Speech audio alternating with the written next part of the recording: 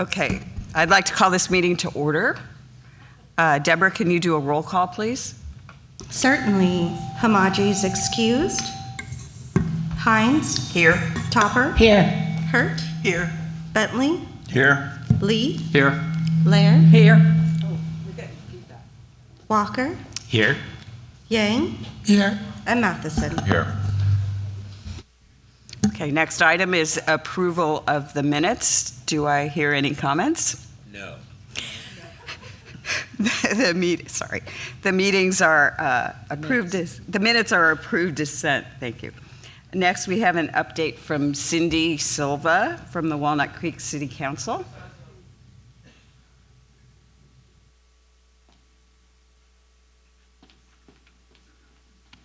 I don't know why I sat down. Good morning, everyone, and happy almost March. We're finally getting spring weather, and so it's going to be a lovely day. A few updates from the city, and also I will address a question that Ted Bentley asked me before he sat down. I will do my best, Ted. The first thing to tell you is on February 11th, the City Council met and discussed and set our strategic priorities for the next 2 years. Among those are 5 items of importance. The first is the economic development and downtown vitality. The second, and these are not in a priority order, so we could take them, I could alphabetize them, I could draw them out of a hat, but they're all equal. So economic development and downtown vitality, environmental sustainability, public safety and social wellness, and major efforts to enhance our parks and recreation facilities, including the completion of the rebuilding of the aquatics and community center at Heather Farm Park. Our 5th priority is to begin work on the next 20-year general plan for Walnut Creek. The last time we updated the general plan was in 2006, and so it's due for an update. It will be a multi-year process and engaging with the community. As part of our public safety priority encompasses disaster preparedness and emergency response. So we want to ensure everyone in the community that the city has a robust emergency preparedness and emergency management plan, which we test and update regularly, including having discussions with Rossmore. One of the best things, though, that residents and businesses can do is to sign up for emergency alerts, one of which is WC Alerts. And all you need to do is text the following number on your cell phone, and it will sign you up for WC Alerts. And that number is 6 digits, 888-777.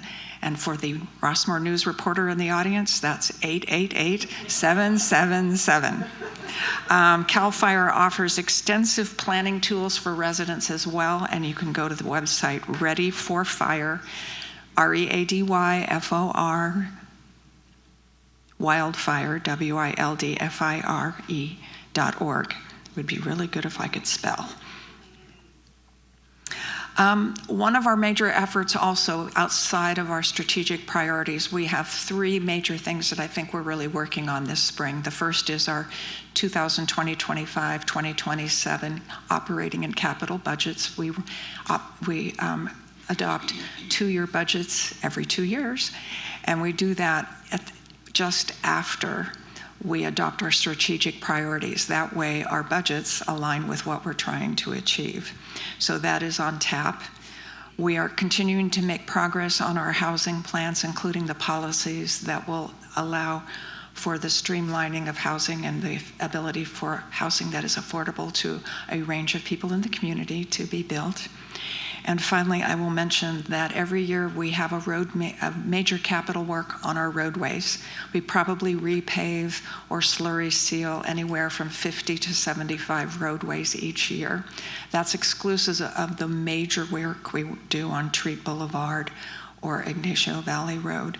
And as part of that major roadway work that we do every year, we also integrate pedestrian and bicycle safety improvements as we're going along in that. Now, you may notice the impact of a new state law that went into effect in early 2025. It's called the Daylighting Law. And in this case, daylighting means how do you make it possible for all who are trying to use our intersections, whether they're pedestrians, bicyclists, or vehicles, to safely do so at an intersection. And the new law requires that in order to improve safety at intersections, whether they are marked crosswalks or unmarked crosswalks, that no car can be parked within 20 feet of the corner.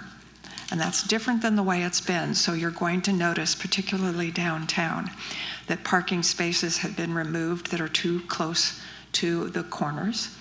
And parking meters have been removed as well in places where that is no longer legal to park. You don't have to paint the curb red, and nor do you have to have a no parking sign. So we're going to be giving warning tickets for a while, but eventually people will understand that they can't park too close to the corner. Now, this law is applicable to public roads, because I did ask that question of our roadway people last night. So it's not applicable to Rossmore, but if Rossmore were to want to adopt a similar policy, you would have to paint the curbs and post signs in order to implement that. I want to mention that if with this great spring weather, it's time to get out and learn a little more about our downtown history. The Walnut Creek Historical Society will again run their downtown historical walking tours on the second Saturday of every month starting March 8th. The tours are a couple of hours, and they start at 9:15 at the fountain in front of Il Fornaio. And they do ask that you sign up in advance, and the sign up to register is wchistory.org, so that's the website.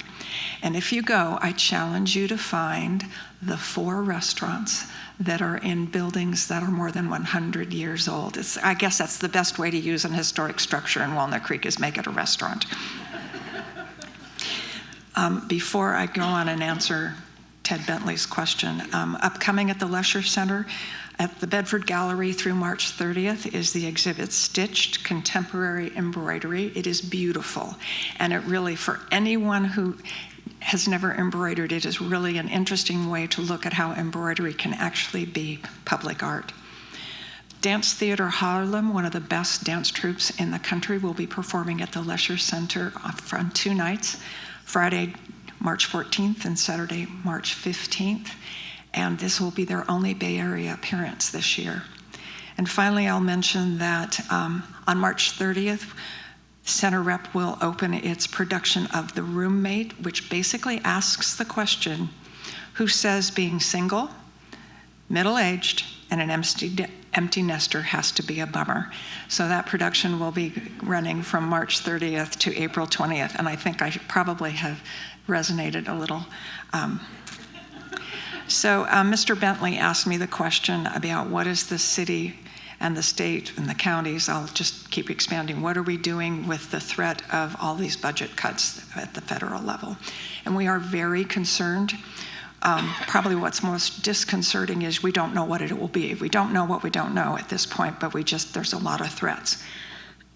One of the threats to all local government is the potential elimination of the tax-exempt municipal bond program.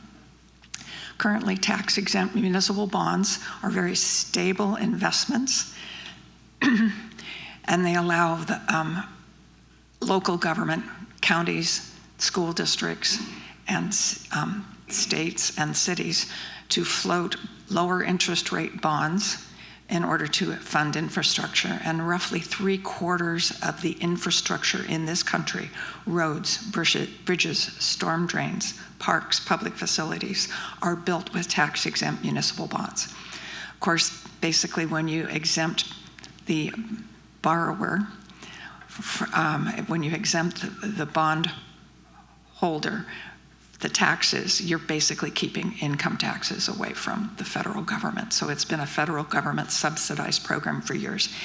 It was on the chopping block potentially in 2017. It is again on the list of potential ways to reduce the federal budget. The threat of Medicaid is maybe the other issue that is very personal for a lot of people, but it's also very significant in that, and I forget the exact numbers, but more than 50% of the state's budget is basically Medicaid investment and health care. So if those dollars go away or are reduced, this is going to trickle down all the way to the counties, because the counties are the ones that deliver the services on behalf of the state for health care. And when the state gets a big hole in its budget like that, they're looking every way to fill that hole, and that will be looking at the local level, what can they take from us locally. So these are big concerning times, and Mr. Bentley, did I address the question as best possible on the fly? And on that somber note, I will say go for a walk on March 8th and find the historic buildings, and I'm happy to answer questions. Thank you, Cindy. I think a walk sounds like a good idea. Do we have questions? Mary? Cindy, I do. Do you have any projected date for the opening of the pool that's being redone at the park? So we hope, we're still in the design phase, so the architects are still working on the designs. Sometime in 2027, because we can't even go out to bid probably until early next year. The crisis that also, the cost of building materials have risen so significantly that we're really worried about what the budget might do. So, Any other questions for Cindy? Well, thank you very much.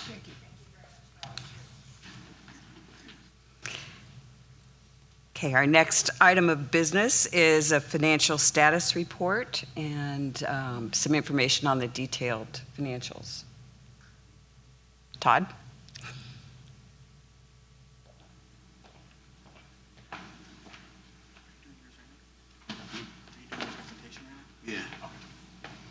Yeah. Seems like a good time to do it.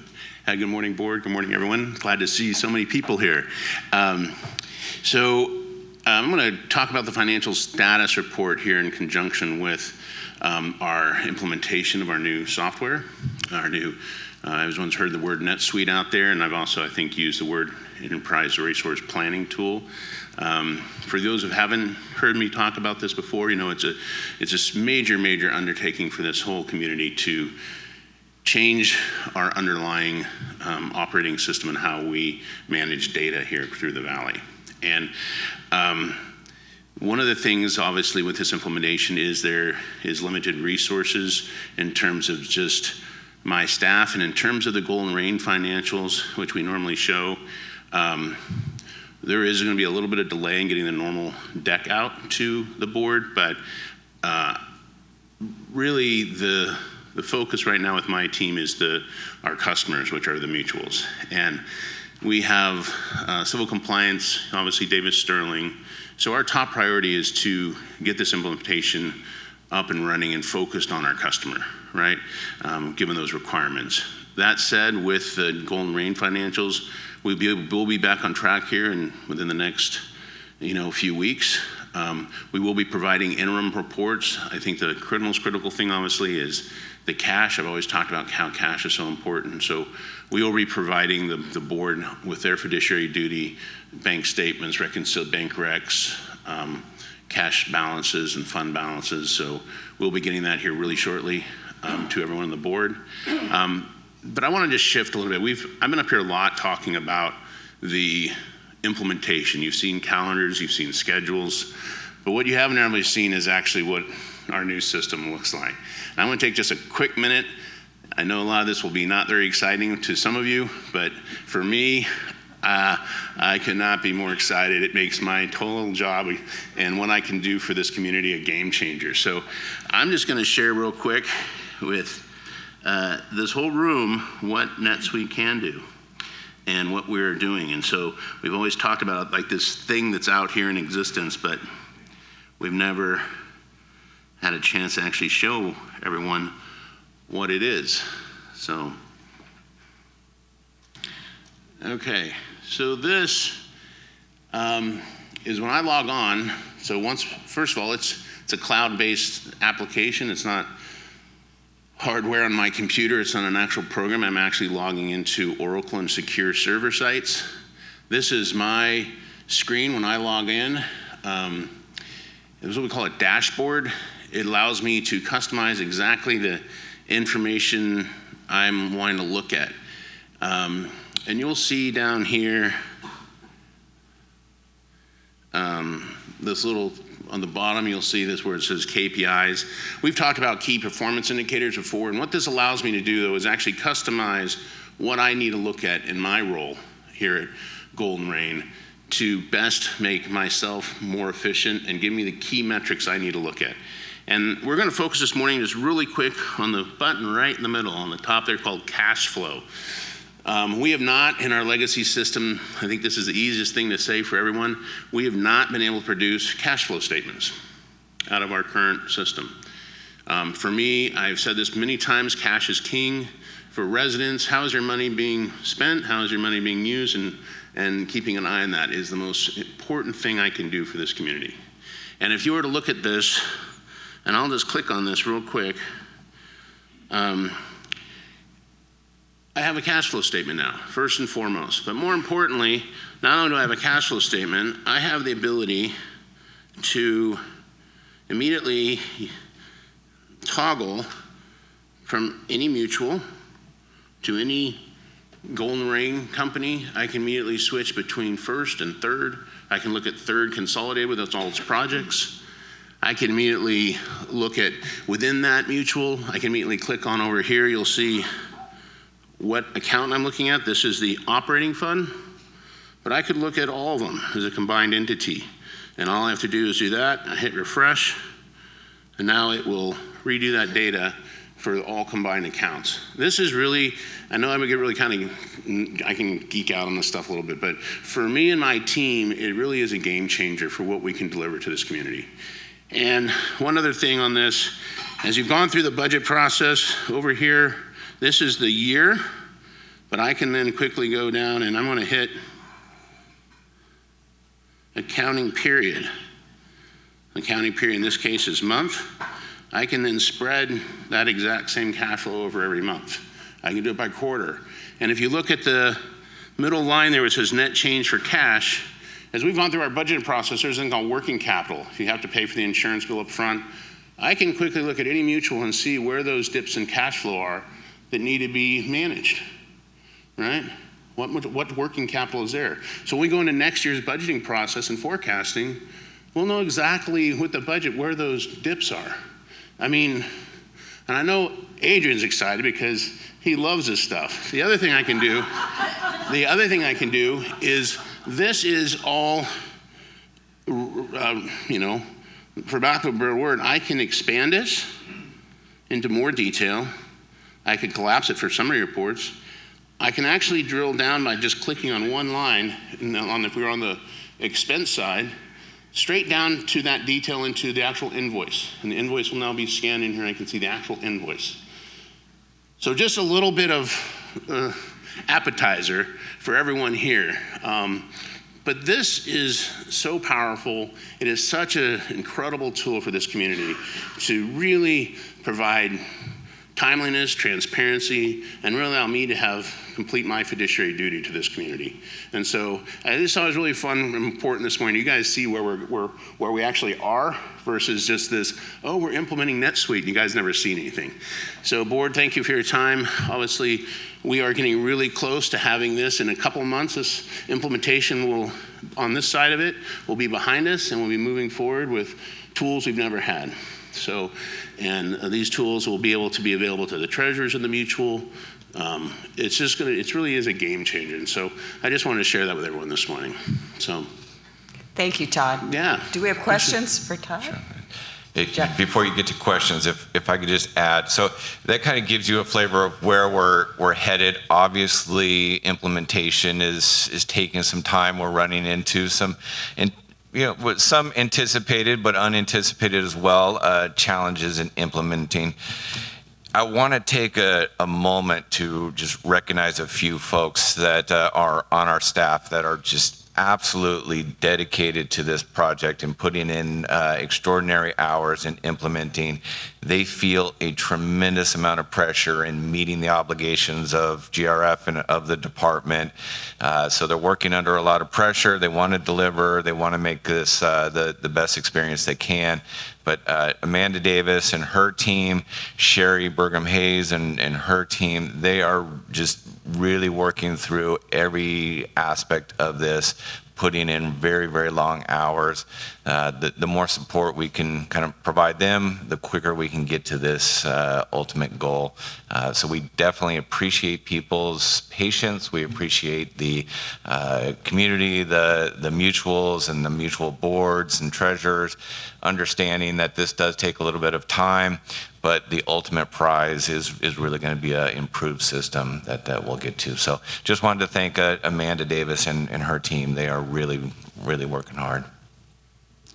Thank you, Jeff. I appreciate that. Yeah, thank you, Jeff. I think that's really important. These things, as anybody who's lived through one professionally knows, are never, ever easy.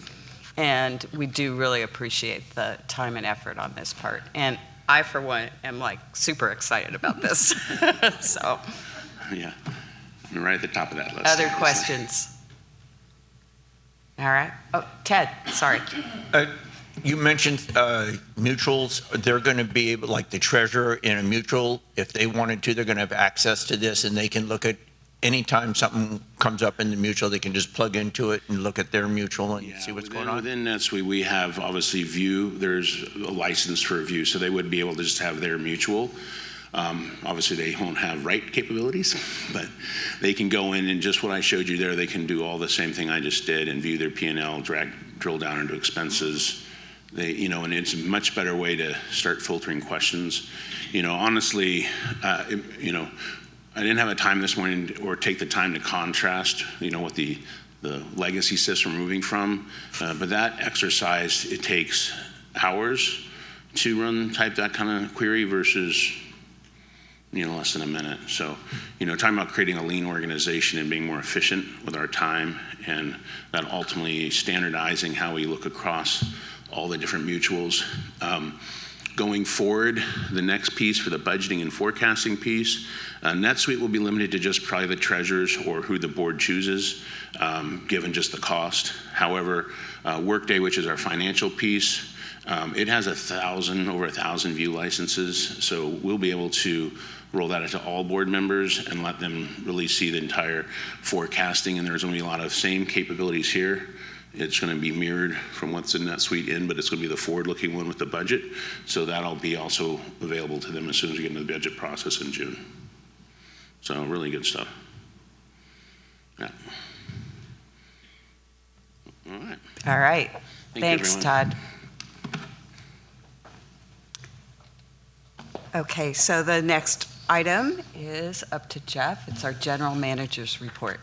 Yes, good morning, board. It's great to see so many people here today to join us for this meeting and provide some input as well.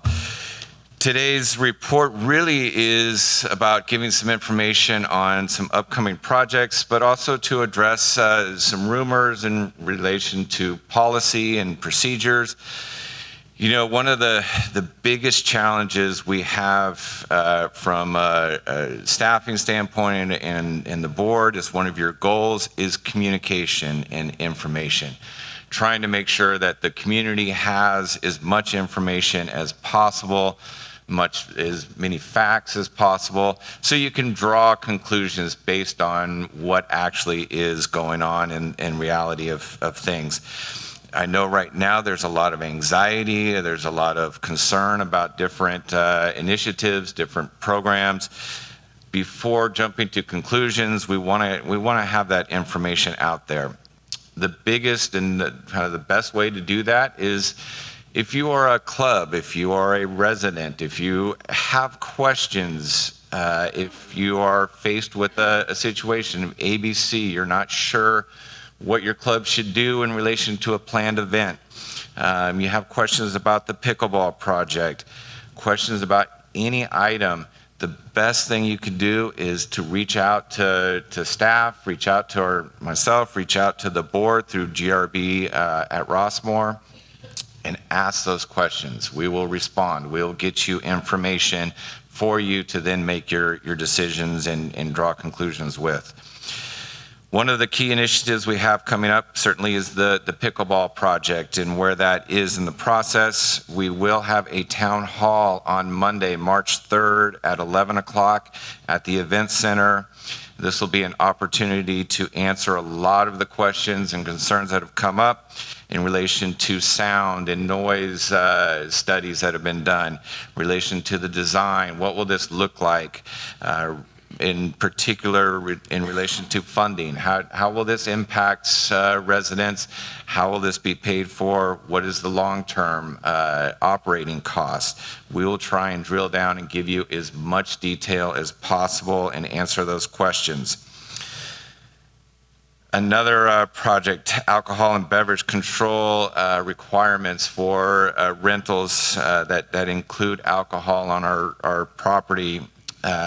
There has been a lot of discussion. We've done a few presentations with the board, with the Activities Council. Information has been sent out, but there is a lot more still in the works. We continue to work with the Alcohol Beverage Control Board, with their directors, in trying to come to additional opportunities, solutions.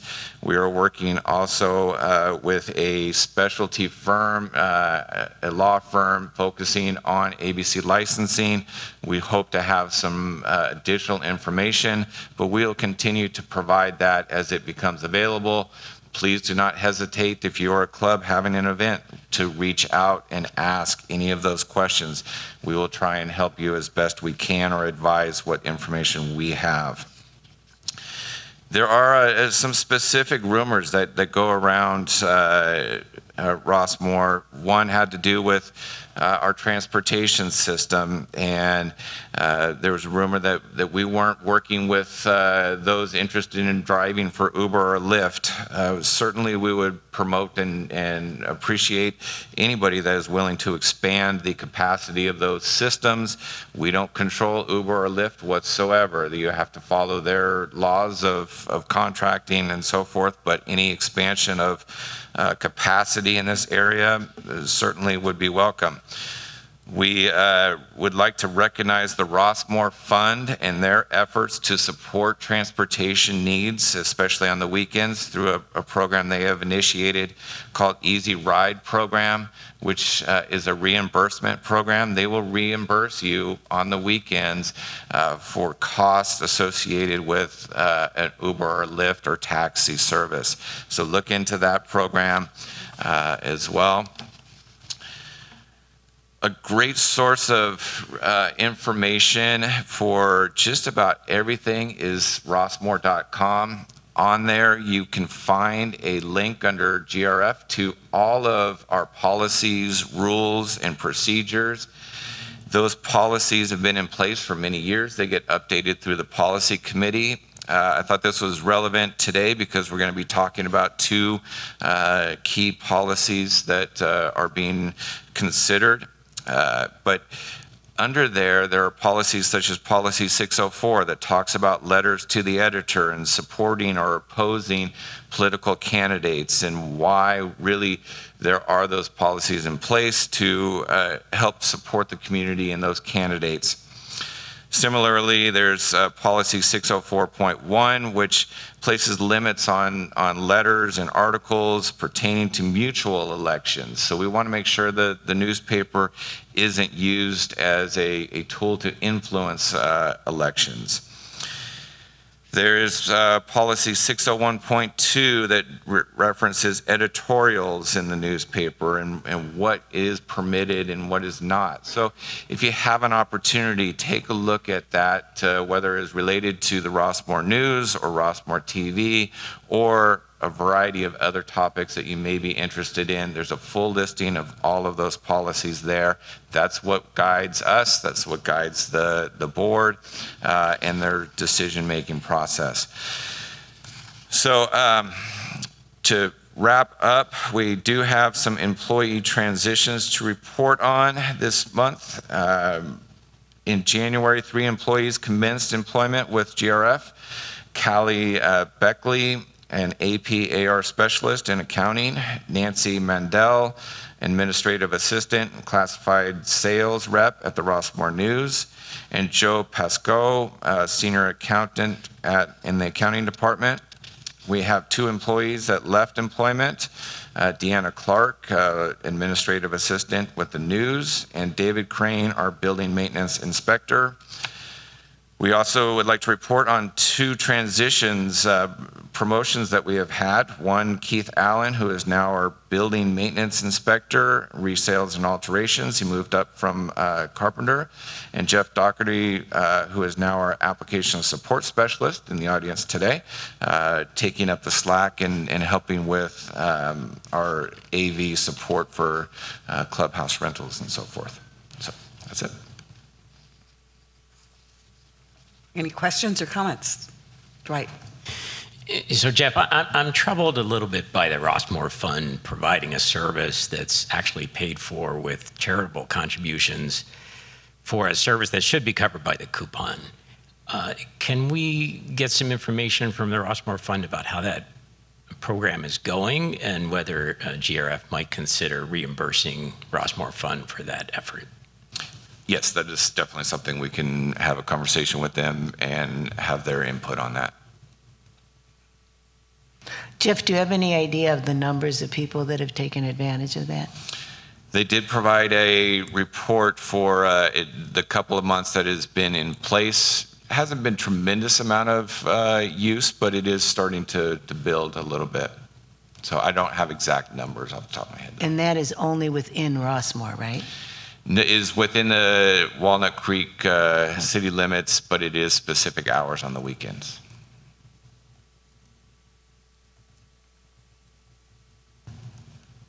Okay, thank you, Jeff. Our next item is our a residents forum. And Deborah, could you start us off there with the rules, please? Residents have up to 2 minutes to address the board. The board does not directly answer questions posed by speakers during the residents forum, but it does hear the viewpoints and ideas presented, and members do consider them as they act during the meeting. Speakers must conduct themselves with proper decorum consistent with community standards that would not be offensive to a reasonable person, as determined at the sole discretion of the GRF board. Participants may not engage in personal attacks, threats of any kind, or any other disruptive behavior. Speakers violating these rules may be expelled from the meeting and precluded from speaking at future meetings, as determined by the board. In-person forum instructions. Complete the residents forum slip and then give your slip to the board secretary. Copies of handouts or notes should also be given to the board secretary. Zoom forum instructions. If you wish to address the board, use the raise hand feature or press *9 if connecting via phone audio only. Residents are welcome to type their comment in the Q&A chat feature located on the control panel of Zoom at the start of the meeting and up until the start of the residents forum. Please wait your turn and once unmuted, state your full name and Rossmore address. Once the residents forum has begun, additional resident comments will not be considered. One question first. Are there any people on Zoom, just so we can look at time? Okay, so we'll go to the Zoom. Also, I always feel a little bad when we turn someone away, but these slips need to be submitted prior to the start of the meeting. So if anyone ever wants to speak, make sure you get here on time. Always hurts me to tell someone they can't speak. Okay, what I'm going to do is call 2 people at a time, so one person can be speaking and the next person can be ready to speak at them as soon as that ends, to keep the process moving. First speaker is Christine Roa, and the second speaker is Carol Cerrone. Carol, please stand next, behind the first pole. Thank you. Never did this before. My name is Christine Roa. Chris Roa, people know me by. I've lived in Rossmore for 10 years now. I've extensively used. First, give your address, please. I'm sorry, 1201 Fairlawn Court, Manor number 7. I have extensively used most of our facilities, our amenities. I really enjoy them. I recently have had a couple of knee replacements, so I've been away from the pool and the gym. I'm just getting back into it, and this is going to be rather graphic, hence my presence here today. I was in the pool doing my exercises, and I'm walking up to an individual who very aggressively was clearing their lungs and proceeded right in front of me to actually pull this thing out of their mouth and put it in the water in front of me. Additionally, I was immediately repulsed and left the pool, went in, took a shower, and it was my lucky day where I experienced someone clipping their nails at that point in the locker room, to which I absolutely lost my social filter and said, please do that at home. I do not want to step on your toenails. I got dressed and went to speak with the manager of the facility regarding some signage to say, do this in your own privacy. And she said that she had to have guidance from the GRF in order to post an additional sign. My request is to put a sandwich board sign, similar to the one that indicates when the place is closed for cleaning, to say no exceptions made, no tolerance policy. If you actively expectorate in the pool, you will be asked to leave, and maybe your swimming privileges can be dispensed for 6 weeks. This is kind of harsh, but it's really gross. Pretty much that's it. Thank you. Next speaker is Carol Cerrone, followed by Frank Reynolds. Hi, my name is Carol Cerrone, and I live at 2528 Ptarmigan Drive, number 3. I'm proud to say that I am the current president of the Rossmore Pickleball Club. For the last year, I've been attending GRF finance, planning, and regular board meetings. I want to thank GRF board members for my education. Attending these meetings dispelled the rumors and the misinformation that are spread concerning many issues so important to Rossmore and its future. I learned to listen and to come to conclusions about projects based on facts and knowledge, not based on rumors. Pickleball is the fastest growing sport in the US. At the end of 2024, we had 665 members. Last year alone, we had 129 new members. I receive inquiries about the progress of our new courts on a regular basis from people who are trying to decide where they want to retire. They will not move to a retirement community that does not have great courts available to them. In a TV ad for Valencia in Florida, which boasts 5 locations for their 55-plus communities, the only sport they mention is pickleball and the courts they have available. Rossmore has so much to offer, but this pickleball facility will show that we are a vital community keeping up with the needs of its residents. It will also help to secure Rossmore's place as a sought-after retirement destination and thus increase our home values. Currently, we have 2 courts and a shared space inside the fitness center gym, which we are thankful for, but they can become quite crowded. We have 3 temporary courts outside that are playable for now, thanks to GRF for patching them. But the creek's path is eroding the foundation of the courts, and eventually they're going to be unplayable. Attracting pickleballers to our community is a plus. They are volunteers at heart and take part in the many community service platforms we provide as a club. Please vote yes for our well-designed pickleball facility. All residents of Rossmore will benefit from this decision. Thank you.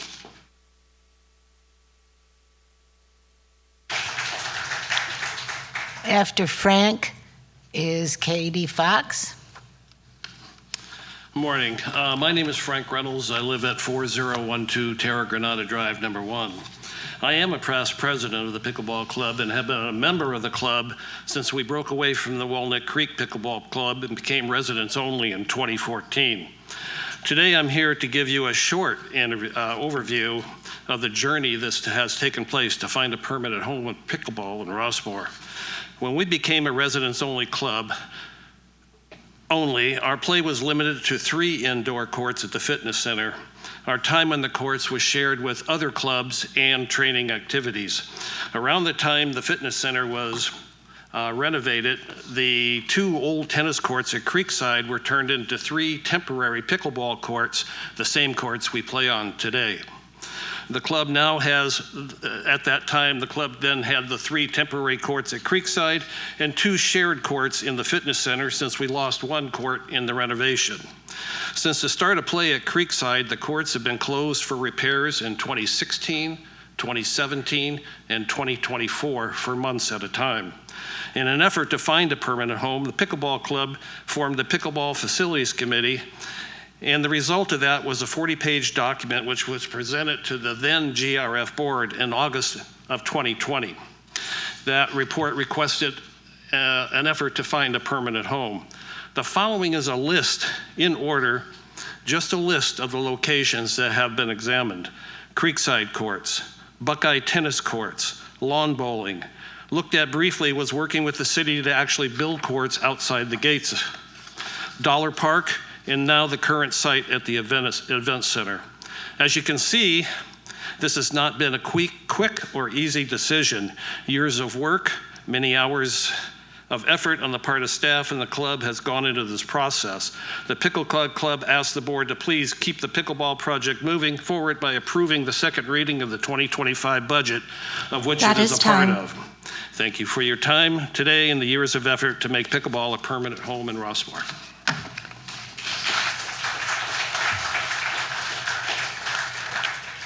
After Katie is Scott Burrell. Good morning. My name is Katie Fox. I live at 1940 Skycrest Drive, number 6, and I'm in favor of new pickleball courts at Rossmore. Like it or not, pickleball is the fastest growing sport in America, as you've heard. The U.S. Pickleball Foundation, which is the national organization overseeing this sport, determined that Americans playing pickleball have increased 650% in the last 6 years. 13 million Americans played pickleball last year alone. So in other words, new Rossmore residents are pickleball players. As a Rossmore resident, I'm invested in making sure that Rossmore remains a vital and thriving community that can attract new residents. There's been an increase in the number of 55-plus senior living communities in California and in other states, and they all have better pickleball facilities than we currently have. As you heard from Carol, we have only 2 courts in the gym, which we share with other activities, and while that's great, it does allow for long wait times and limited play. The 3 outdoor courts, which we appreciate having currently, are unfortunately cracked and dilapidated and unsafe at times, and are insufficient to meet the needs of current residents right now. Most prospective buyers are pickleball players, and having designated pickleball courts is a selling feature. I personally have given tours of Rossmore to friends who are researching senior living communities, and they've all been very disappointed by the condition of our courts and have been unwilling to commit to Rossmore accordingly. I'm even aware of one person who, after visiting Rossmore, selected another community down south precisely because they had better pickleball facilities. If Rossmore wants to be competitive in the current marketplace, we need to invest in new pickleball courts here. So I appreciate you listening. Thank you very much.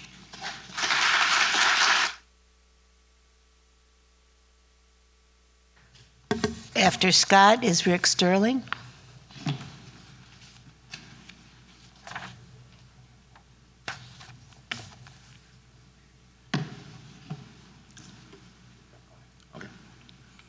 My name is Scott Burrell.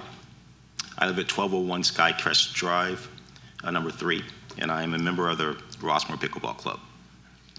And when I hear the discourse around pickleball, at times it is quite frustrating.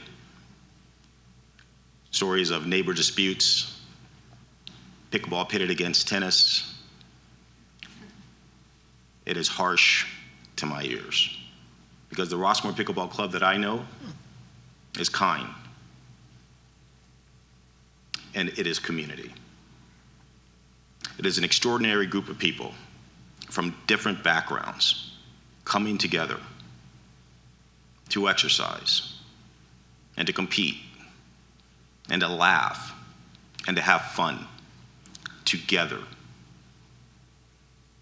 Pickleball has afforded me an opportunity to get to know and enjoy my neighbors, to forge friendships that started on the pickleball courts, but moved into living rooms and kitchens and restaurants and field trips. I have seen the people of the Rossmore Pickleball Club take the community spirit within that club and take it outside into the world. I think we've all heard of Pickleball for Parkinson's, an event that was created purely out of love. In the wee hours of the morning, we have volunteers from the Rossmore Pickleball Club driving out to a disadvantaged middle school to teach those kids the joy of pickleball. We have volunteers from the Rossmore Pickleball Club driving out to teach foster kids the joy of pickleball. And there's so much more. Every day, I am proud of the Rossmore Pickleball Club. And I am very grateful to be a part of it. That is time. Thank you.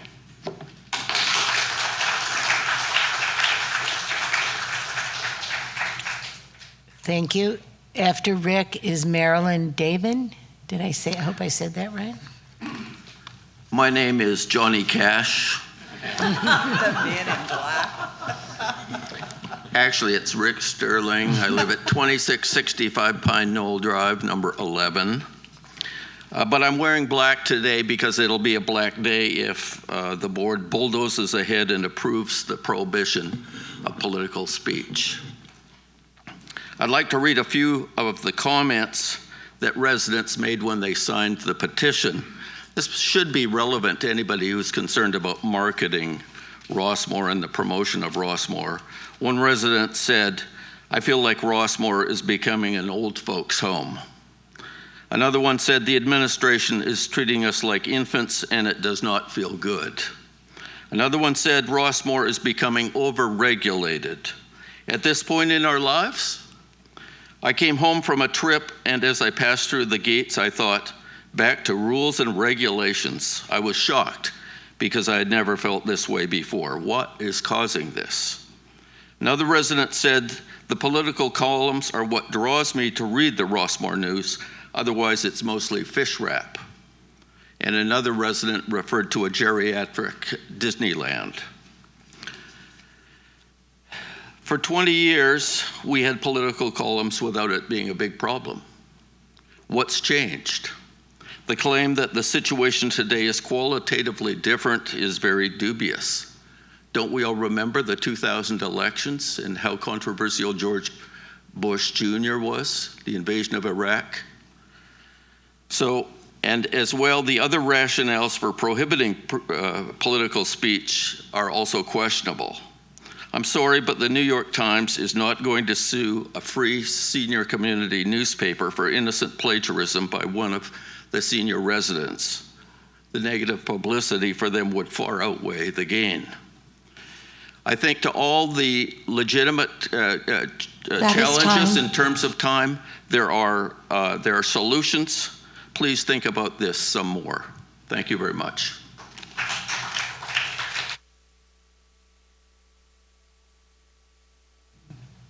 Christine Roa? Oh, right, I'm sorry. Sorry. Good morning, everybody. Marilyn. I'm Marilyn Davin. I live at 2100 Skycrest Drive, apartment 3. I'm not naive. I don't think for a moment that anything I or anyone else on your sign-up list says today will change the hearts and minds of anyone sitting here around the table. I understand that the board decision to kill the columns was made long before the window dressing of these scheduled resident forums that imply inclusivity, but in reality are anything but. I edited the Progressive View columns for 8 years when I was on the board of the Democrats of Rossmore. Back in the day when Republicans and Democrats had a column in the paper every week. It's hard to imagine, isn't it? Every week. No blood was shed. There were problems. Most writers on our regular roster used me as a resource, beefing up the text when it was too short, editing the text when it was too long, and the like. As with all opinion columns, I'm sure there were occasional minor errors. It even happens in the New York Times. Readers offended by some rare perceived error were often motivated to write their own columns or letters to the editor. That's how it's supposed to work, and that's how it did work. The fact that a single deranged Trump supporter in a community of 10,000 souls attacked another resident is another trumped up justification, pardon the pun, for killing the columns. That is time. Yes. I'm not much of a fortune teller, but I predict when the dust settles, you all will land on the wrong side of history. Voices are finally rising here and across the land to uphold long-held institutions and share democratic principles. Thank you. Thank you. Sorry. Thank you.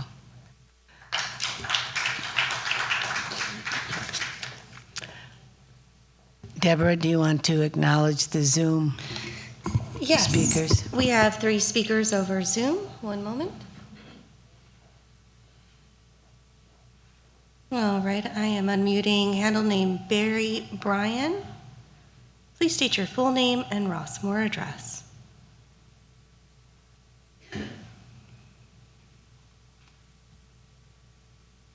I live at Terra Granada, 3874 Terra Granada 3C.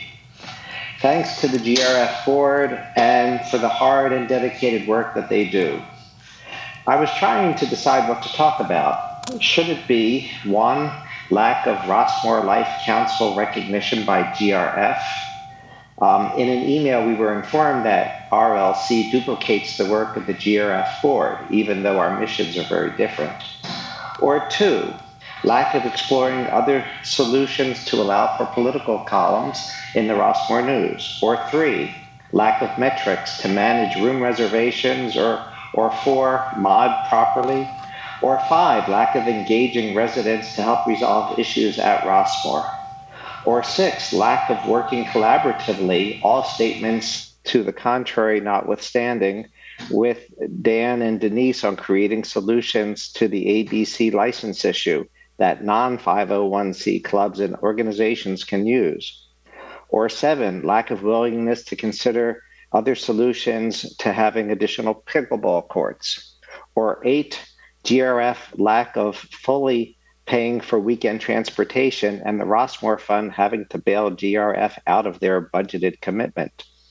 Or 9, the difference in tone between Rossmore Walnut Creek board meetings and Laguna Woods board meetings, where there is a greater feeling of trust and partnership with the residents. My conclusion is that there is a shortage of trust, transparency, and mechanisms to engage and incorporate new thinking or management principles on the part of senior management.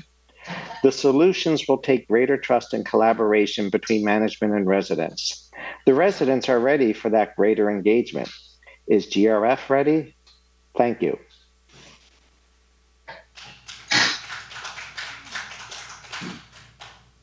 Thank you. And the next speaker is Mary Ann Clark. Please state your full name and Rossmore address. Good morning. I'm Mary Ann Clark. My address is 1780 Stanley Dollar Drive, 2A. I'm appalled at the neglect of the Dollar House. The house is historic and it needs to be updated, and I don't see that happening. It should not be allowed to disintegrate further. Please make repairs on the Dollar House a priority. Regarding the pickleball court, I think it should be located in the mod yard. It seems like it would be the most logical place. Has a great view. They would need fewer sound barriers. Thus, the building itself would be less expensive. And it wouldn't impact the parking as it would if it were located at the event center dollar parking lot. The other thing is I'm concerned about staff salaries. I think they're exceedingly high, and I think we need to take a look at that. Thank you.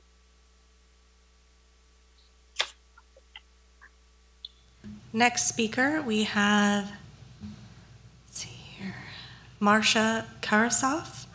Trying to find her in the list here. One moment.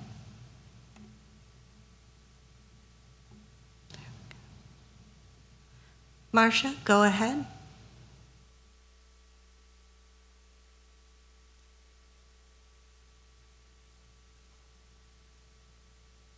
Marcia, are you there? Hello, can you hear me?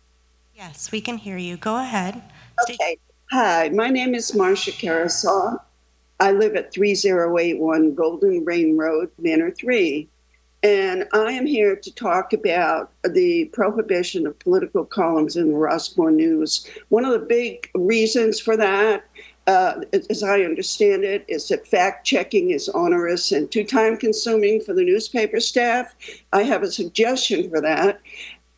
The paper should publish a disclaimer in every edition of the Rossmore News stating that the opinions and statements of resident author columns and letters are strictly the opinion of the writers, and the Rossmore News and its editorial staff assumes no responsibility for the veracity of the statements contained in those resident authors' columns and letters. Another thing is, another reason given for the prohibition was the conflict between among residents on political issues. There was 2 people involved in a conflict that is 10,000ths of the population of Rossmore.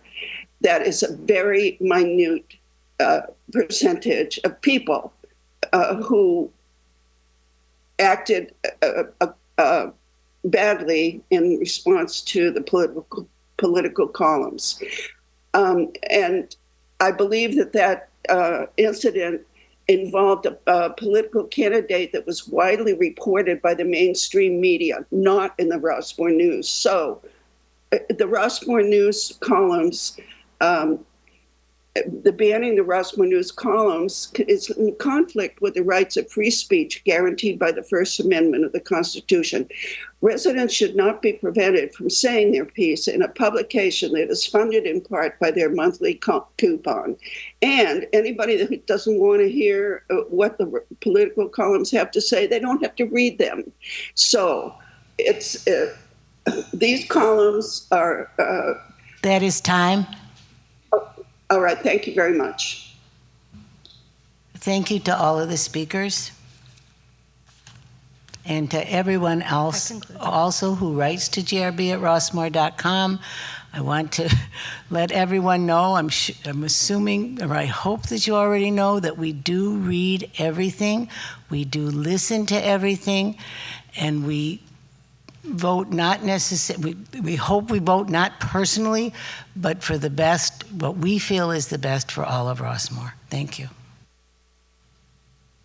Thank you. Thanks to all the residents who spoke, and I want to reiterate what Maxine said. We do listen, and we do appreciate your input. Moving on, we are going to go to the resident member committee reports. And first up, we have the audit committee, and this will be presented by Ben Bernstein. Thanks, Ben. Good morning.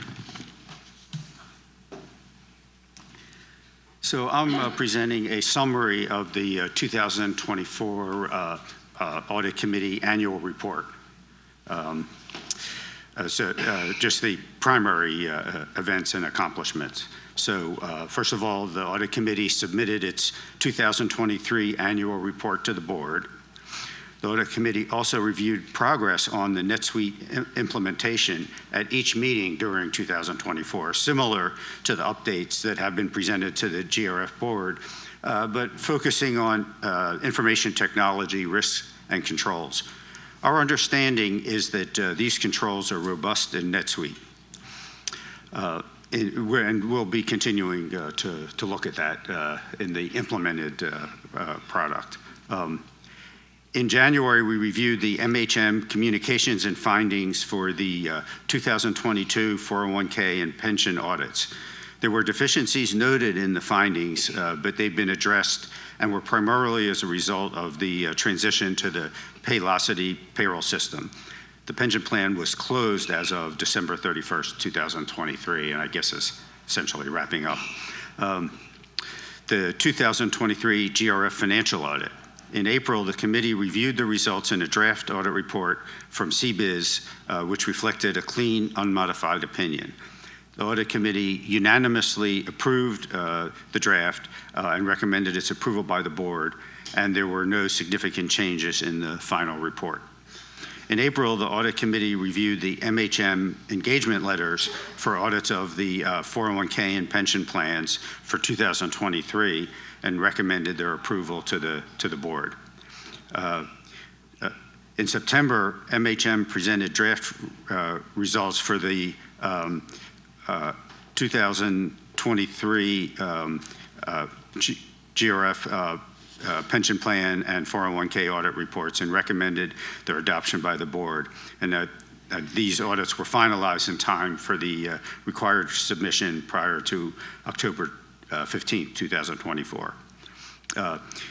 Also in September, the committee reviewed the engagement letters for 2024 GRF financial audit, detailing the scope and planning for its audit of the GRF combined 2024 financial statements.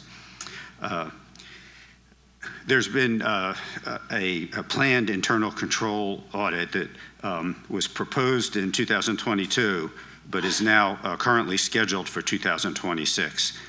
The related internal audit proposal was accepted, but never executed, essentially due to competing priorities, I guess primarily the NetSuite implementation. The committee believes that the GRF request for an internal controls audit proposal needs to be revised given the more current issues, including NetSuite. There was also discussion about coordinating the internal control audit with the mutuals, particularly the Mutual Operations Department.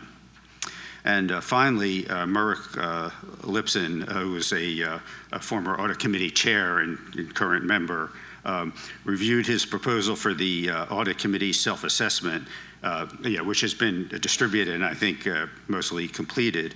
That self-assessment is a best practice for any committee, and Merrick will compile the results to share with the audit committee at its June meeting. And I'd be happy to answer any questions, should there be any. Dwight? So, Ben, the audit committee serves a very good purpose here, and thank you for that annual report. I think there are more than 5 bullet points there, but that does allow you to keep your job. So thank you.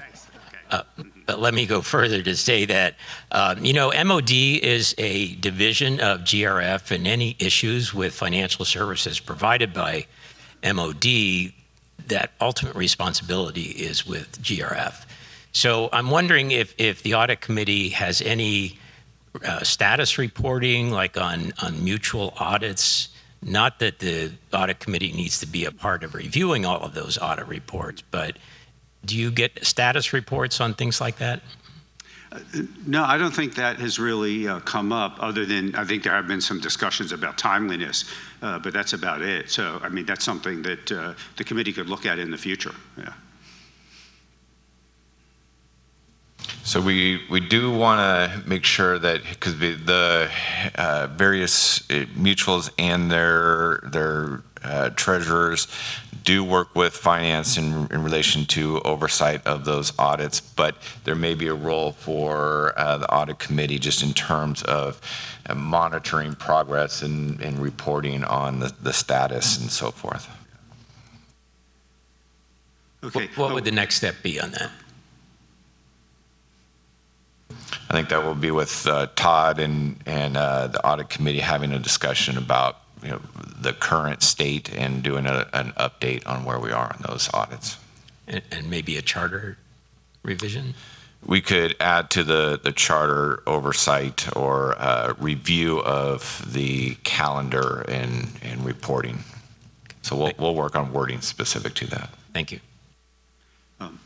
And I did want to thank Leanne for helping us identify some candidates for the internal audit positions that are going to be open as of this coming June. There's three positions, and she'd already identified 2 people, and I'm actually talking to one of them tomorrow. So thanks, Leanne. That's great news.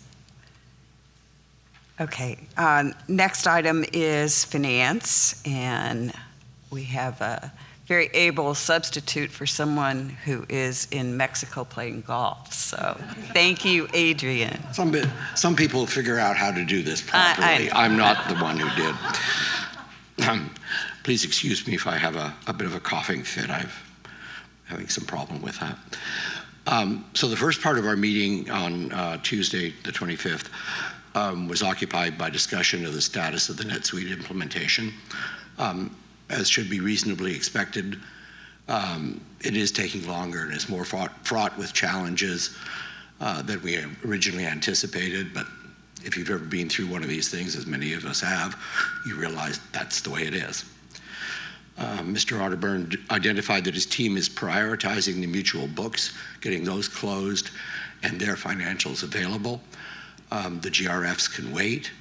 The Finance Committee concurred with this approach, although we did ask that some interim reports on cash flow, et cetera, be available, and we're apparently doing that. Mr. Otterburn also gave us a demo, such as he did for you. We're all impressed by the flexibility and the real-time analytic power that this tool brings to us. It's really impressive. And we look forward to having this capability for the Finance Committee, particularly because that would enable us to ask better questions, to focus more appropriately on the things that are, why is this, why is that? Right now, it's very difficult for us to do that.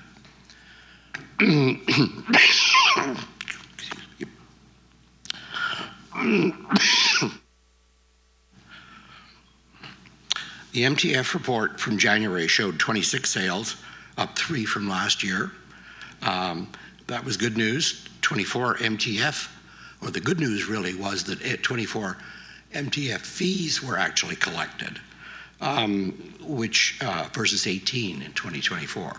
So that meant we collected $324,000 in January versus $233,000. So that's good. Well, of course, it's only January, so who knows where it's going to go. We discussed whether, for planning purposes, we should change the anticipated number of MTFs in the year. Right now, it's set at 400. It's been on a downward trend. We hit 400, 399 last year. But we decided that for planning purposes, let's keep it at 400 right now. We do not have enough information to justify a change either way. How to replace the MOD building and the fate of the medical center remain unclear. Staff reported that they intended to propose hiring a consultant to investigate the financial options in more depth. An RFP for this work is anticipated at the next meeting. I think we all look forward to seeing that. I think we all look forward to trying to come to some sort of conclusion about this whole thing. Finally, the Finance Committee unanimously approved a recommendation that the board approve the 2025 capital budget as presented. In doing so, it should be noted that the bulk of non-routine expenses, such as the pickleball court, are still being finalized. We do not have a final number on those things. Before any money is spent, these projects will come back in front of the Finance Committee and in front of the board. So this is not, this recommendation to approve the budget is not an approval, a recommendation to approve all of these expenses. It's just to keep moving forward. If there are any questions? Seeing none? All right, seeing none, thank you very much. So before moving to our next item, I think it's probably time for a short break. Let's take a break for 5 minutes and resume.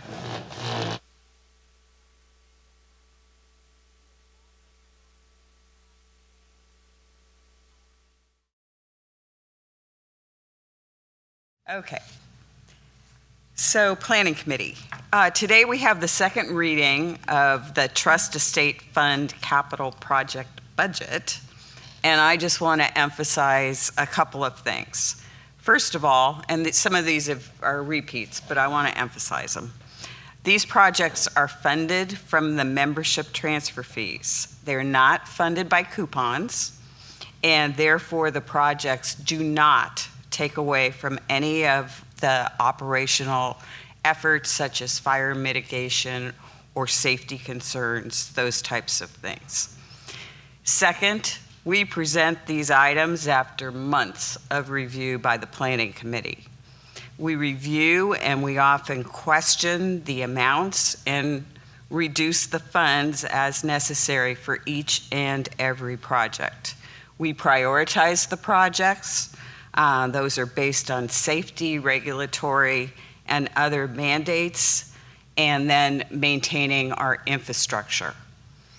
Third, this is a budget. That means that these are projected expenditures, so they're our best educated estimates of what a project will cost.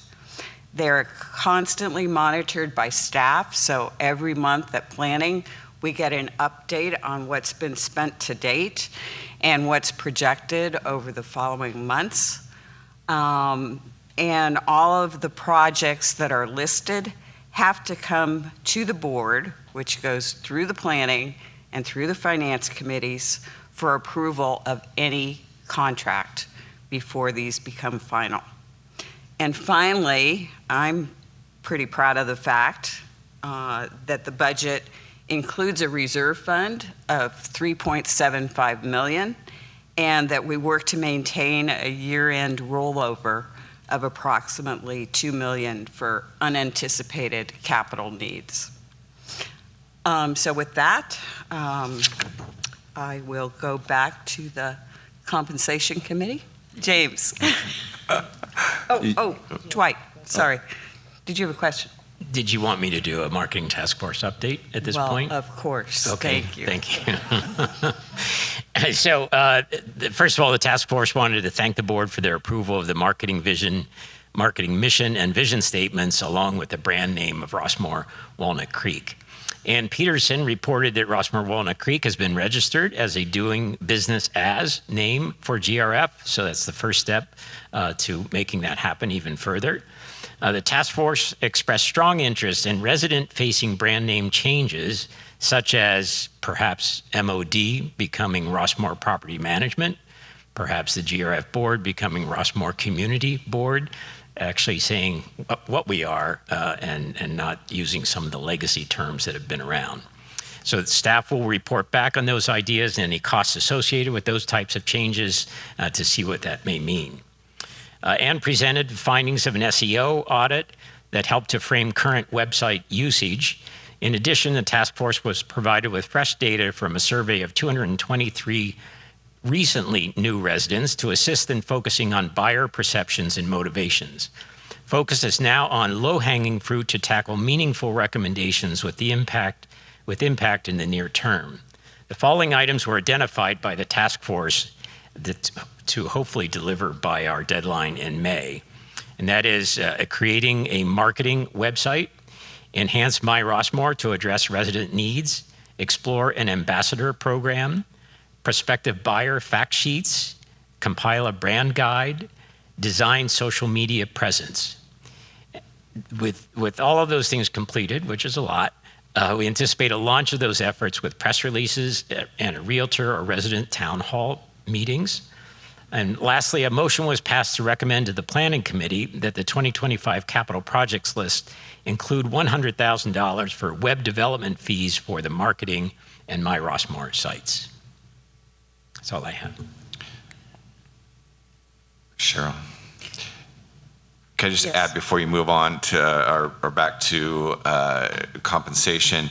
The Planning Committee also did recommend, as Dwight just mentioned, about funding for the website, that funding be included in the capital project list as part of our NetSuite Phase 2 implementation. So it's already included within that budget, but we will call that out specifically. And then the other key item from planning associated with a capital project that is also being recommended by finance is that the bridge project associated with the golf course, we continue with the study of that, but actual transition to construction be delayed until we are confident that funding is available to proceed with that. So that was the one item that was delayed, and that's about a $600,000 item. Correct. And I want to emphasize that even though we're delaying the actual construction on those projects, we're still proceeding with the regulatory and planning, other planning on those. Because I saw that picture in the Rossmore News with the water coming over the bridge, and I think we all recognize that we have to manage appropriately. They are designed to do that. Yes, I understand. Thank you. Okay. James. All right. Compensation meeting, we had that a week ago, and during our committee meeting, we looked at the numbers of employees we currently have on staff, and we also identified some agenda items for our future meetings. So as of this month, we have a total of 255 people on staff, which consists of 202 full-timers and 53 part-timers. And of the 202 full-timers, 82 of those full-time people are part of the union. As of today, our employees average about 9.8 years of service, which means that we have a knowledgeable and experienced workforce, which I think is a very good thing for us to have. Some future meeting topics that we'll look at, we'll review the CPI, or Consumer Price Index, and we'll take a look at how that may impact the future wages and compensation of our employees. Another item that we want to look at to review will be our benefits offerings to our employees to ensure that they are cost effective to provide, and also that our benefits are competitive with other employers. I mentioned that we have 82 full-time union employees. Just let you know that the union contract will be expiring in July 31 of 2025. Our staff, our HR staff, will soon begin discussions with the union to come up with a new agreement. And during those discussions, if any issues or matters come up that may be relevant for the compensation committee to look at, we will review those.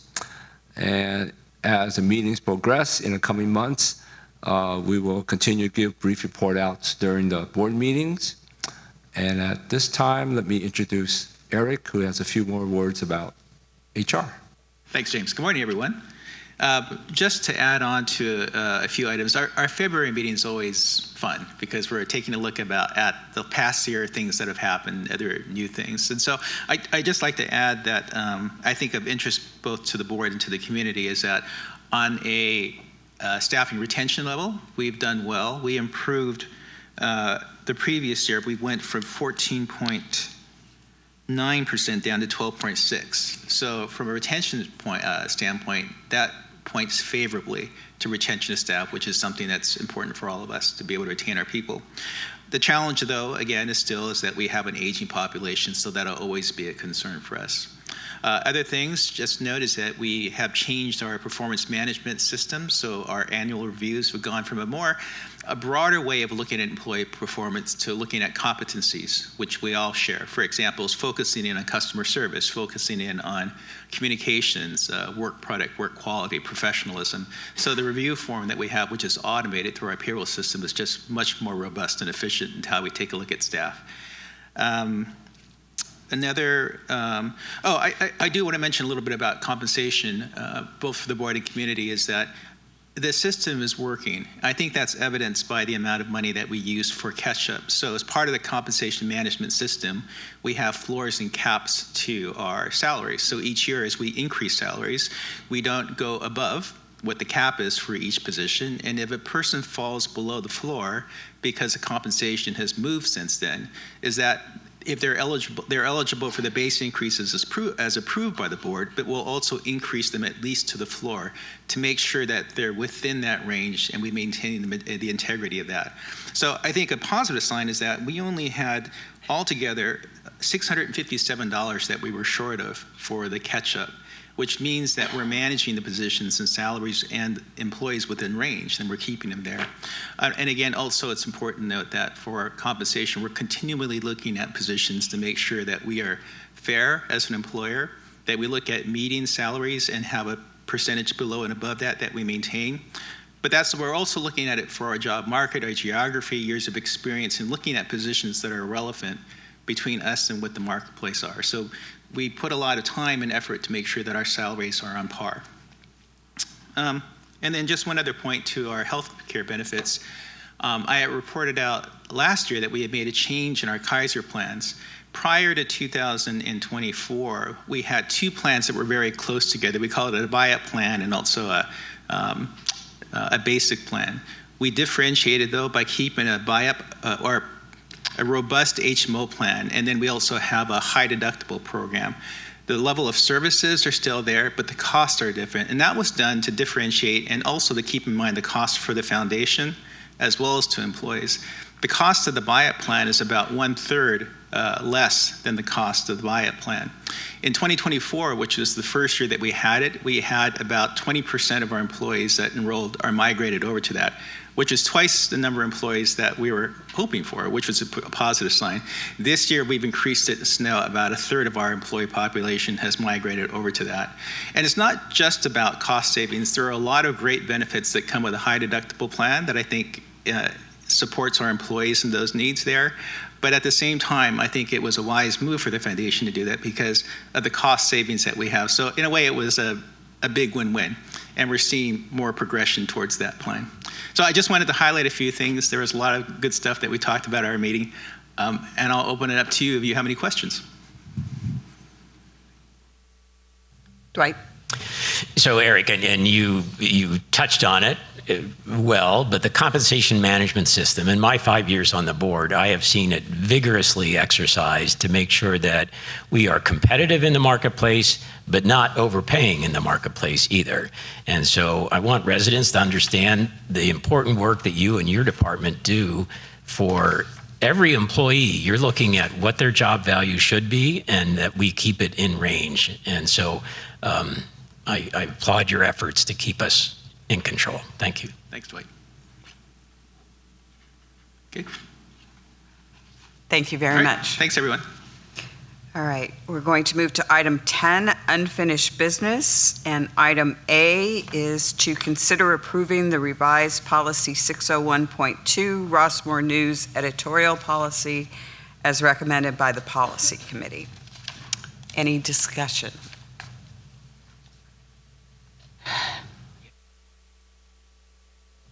All right, Dwight, and then Maxine. So I have to say, I'm really conflicted about this policy change. It's very difficult to change a 20-plus year tradition based on the current political environment. I totally understand that many residents enjoy these columns. I'd like to see them continue. But when the policy that is currently in operation was updated last year or the year before, I can't remember when it was, there was a compromise made to reduce the number of columns to 1 per week and requirements for attribution and quotes that would minimize staff time to fact check. We have to fact check, by the way. We can't be putting out false information. I mean, that is just ludicrous to think that we wouldn't do that. It's disappointing to me that that compromise apparently did not work and staff time is challenged in order to publish some of these columns. But I can't support increasing the coupon to pay for additional fact-checking work that should be done by the writers themselves. We heard from an editor this morning, and I understand she did great work for some of the writers in terms of fact checking, but not everybody did that. So I'm deeply conflicted on this issue. Thanks, Dwight. Maxine. I'm struggling as well. I don't know if I'll say it as eloquently as my friend Dwight. First of all, I appreciate that residents are engaged, and as hard as it is when there's a controversial issue, it does encourage people to get involved with thinking about what's going on in Rossmore. It's very important to all of us that we listen and we do and we read and the thoughts. However, I must say I've been a little saddened by some of the accusations that have come towards the board, by some of the wording that has been used against the board. We are residents like everyone else here in Rossmore, and some of the misinformation that has been spewed through rumors and through the letters, that really concerns me. And speaking of fact-checking, people are not fact-checking their responses. The amount of people that respond and say, I don't like this, I don't like that, and when I might say, well, did you read the article in the newspaper that explains the thinking behind that? I've heard, I don't have time to read the newspaper. So though we might try very hard to communicate, if people aren't listening, it's a struggle. But I am still struggling with this because I was on the policy committee with Dwight while we made the decision about once a month. But I understand all the reasons that might be difficult. I just want to acknowledge how difficult this kind of discussion and this kind of decision is for the board. Thanks, Maxine. I also want to say that this was not an easy decision. This was not something that we walked in and one day said, hey, let's get rid of all the political columns. That's not what happened. We sat there for 3 meetings, we listened to people, and we honestly tried to come up with some sort of a solution that would allow some sort of political discussion in the paper. We had some input, collaboration from some of the actual column writers, some of the clubs that have been very involved, and we just couldn't come up with any kind of a compromise solution that would minimize the amount of time that staff was spending in this regard. And that is all of our coupon dollars, as Dwight pointed out. So I resent being told by some people that this was an arbitrary and capricious decision and that we didn't listen to people's input. We did. And it was hard. I mean, it's not a personal decision, that's for sure. But I think that we all decided that this was in the best interests of the overall community. Thanks. Mary. There may be people who think that the major effort by the board is putting together a budget for the coupon for the upcoming year, because that does take a lot of time and a lot of effort. But in this past year, reviewing this policy, thinking it through, discussing it, and developing it took more time than even putting the budget together. I think we're all conflicted. We wished there was a perfect solution. There isn't, but this is the best that we could come up with. Carol? I think the other thing we have to remember is that if we put this policy in effect, it doesn't mean that this policy is in effect for the rest of our lives. If things change over a period of time, it can be revisited. Anytime we have a policy, we can always think that it could be changed again if we have to. So, we've certainly taken a lot of time with this and listened, and many residents forums and emails, etc. That was not done lightly.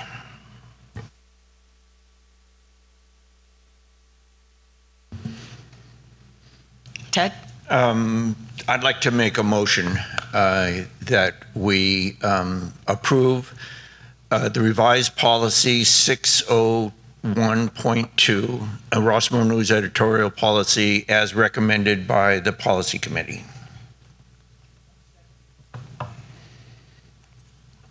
Okay, do we have a vote? Roll call vote. Hines? Yes. Topper? I think I need to abstain. Okay. Hurt? Yes. Bentley? Yes. Lee? Yes. Yes. Sorry.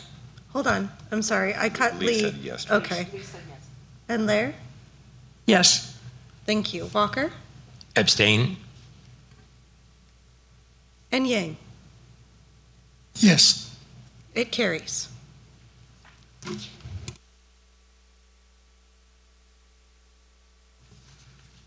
Okay, so next we are moving to item B, where we consider approving the revised policy 602.0, the Rossmore Television Channel, as recommended by the policy committee. This too is a second reading. Comments, questions? Dwight? So I'm going to repeat some of what I said last meeting because I'm still concerned about this one. I can't support the lack of the definition of politics. That's a very broad term. A reader can too easily interpret that to mean even the appearance of Cindy Silva at our board meetings should not be on Rossmore TV.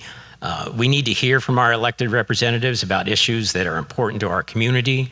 It would seem that politics could be defined at a minimum to pertain to political campaigns rather than using just a broad term of politics. So I cannot support this change.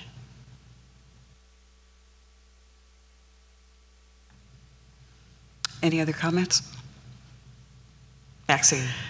I would also like to see a little bit more discussion of this. I understand all the reasons that this policy is being reviewed. I'd like more explanation. I see the example in the agenda, and that would offend me. I just kind of am concerned, and I don't understand actually how many people watch religious services online, but I would like to know more about that and understand and find a way for people to be able to enjoy religious services and talks online. Well, and just to be clear, On the this wasn't, channel. I don't think we ever carried religious services themselves. I think it was more of a discussionary type of thing. Correct me if I'm wrong, someone? Jeff, can you further explain that to me? Sorry, I was looking for a email in relation to political conversation. Okay. Can you repeat that real quick? So You weren't listening to me? I was, but I was, yeah. It's Sorry. okay, it's So- okay, it's okay.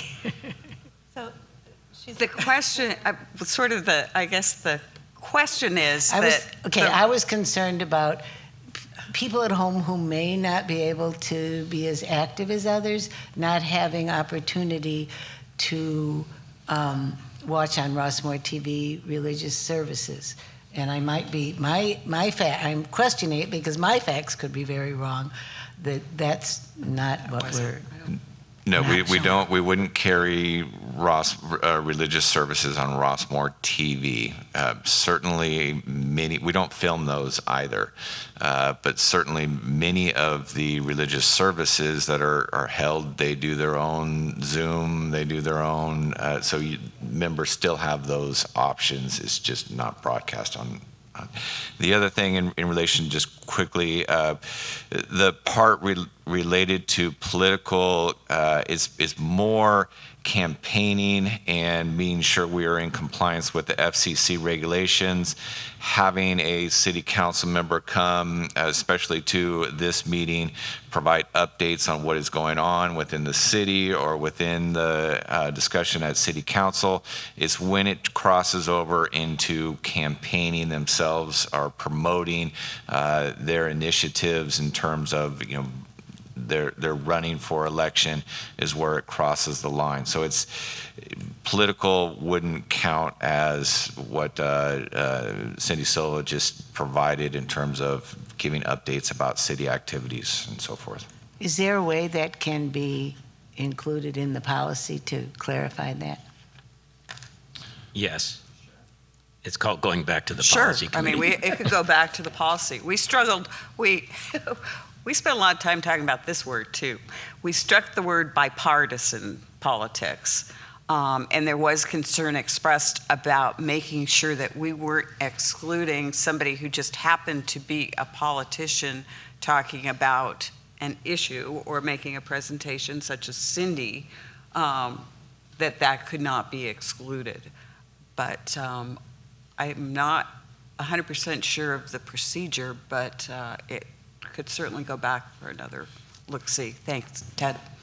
I understood it as if we did have a political person on, a candidate, or doesn't even a candidate, we have a political person holding an office on the program. And they said, where they crossed the line, and I could be wrong about this, but the way I understood it is, we're working on this initiative and we're looking for the support for this initiative, whatever that is. Now you opened it up to the opposing people can say, now I want time to come in, and the one who opposes that can say, I want time to come in, and now you've opened it up to everybody.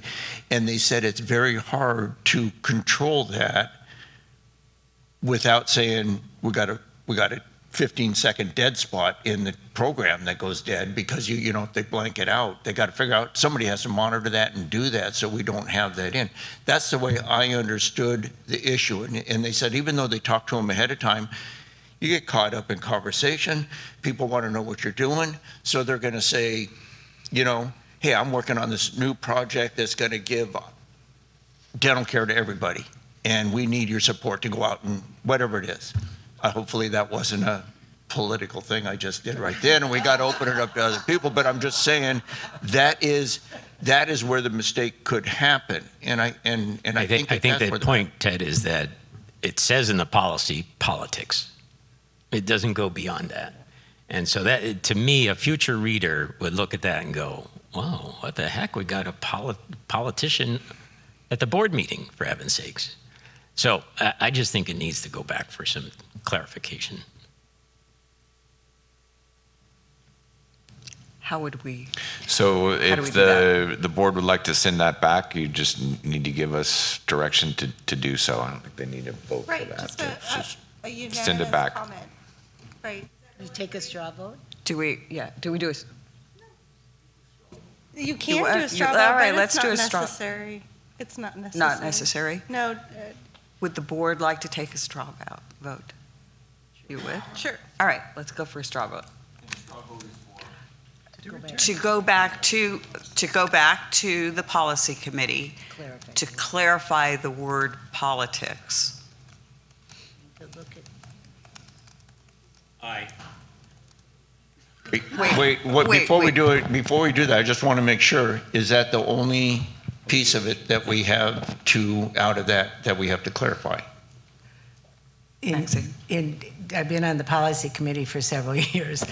I don't think we can commit to that, because I also encourage people to come to the meetings and watch the process. Okay. That once you open a discussion, more stuff comes up. Okay. More considerations come up. So I can't commit that that's the only thing we're going to talk about.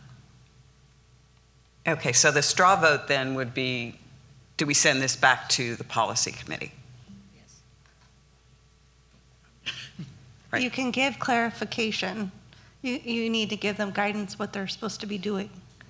So that clarification to that largely Dwight had, be focused on clarifying the word as listed in the politics as listed. Yeah. Okay, that's the meaning of the word. Thank you. Yes.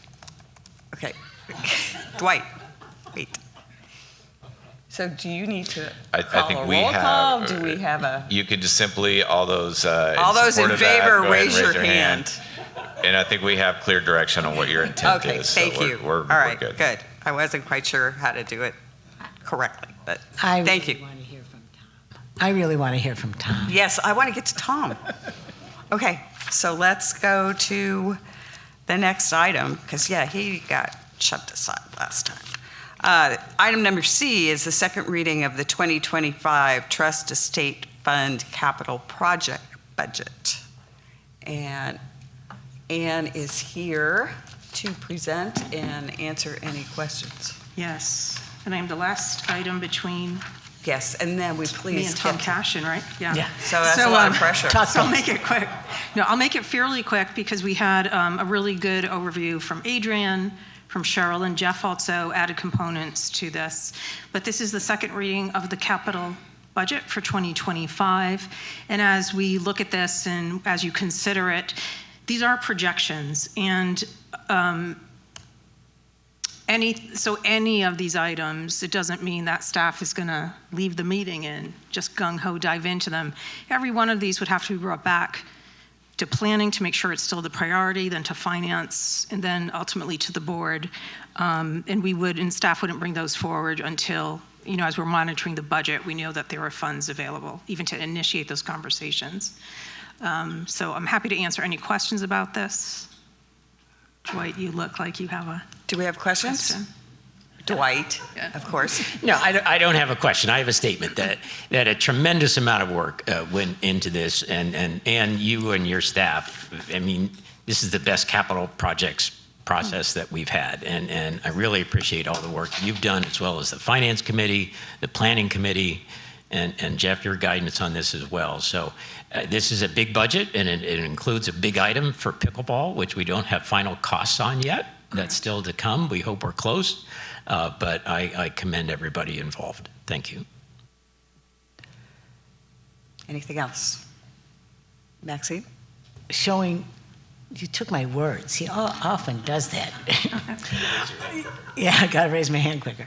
And he says it better, which is really the frustrating part. I just made some notes that I really feel enormous gratitude to you and the staff involved and the committees, the Finance Committee made up of residents, and the board members on the various committees that have worked so hard to talk through this budget and try and balance it so that we can minimize costs, additional raising costs to residents. So I just appreciate everybody. And with that, I would like to make a motion. I would like to move that we approve the 2025 Trust Estate Fund Capital Project Budget as presented in the agenda. I second. Okay, we have a motion and a second by Ted. Is there any further discussion? Dwight, do we have any further discussion? Yes. Dwight? So the Planning Committee, as approved by the Finance Committee, said, yes, this list as approved, but contingent on the Gulf Bridge $600,000 pending adequate funding. So I'd like to see that in the motion. I'm happy with that amendment. Yeah. And I'm okay with that too. Okay, so we have a motion as amended and a second to that motion. Deborah, roll call. I'm going to confirm the motion here. So I have a motion was made and seconded to approve the 2025 Trust Estate Capital Project budget as presented. And then I'm going to place a comma in there and say, as also provided with $600,000 for the Gulf Bridge replacement project being contingent upon adequate funding in the second half of 2025. Is that approved by both the originator Maxine and the seconder Ted? I approve. I'm good. Okay. Any comments before we do roll call? Okay, roll call. Heinz. Yes. Topper. Yes. Hurt. Yes. Bentley. Yes. Lee. Yes. Blair. Yes. Walker. Yes. And Yang. No. Okay. It carries. I heard somebody from the audience said, well, that was too easy.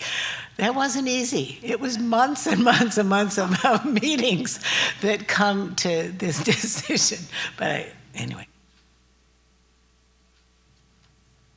Okay, yeah.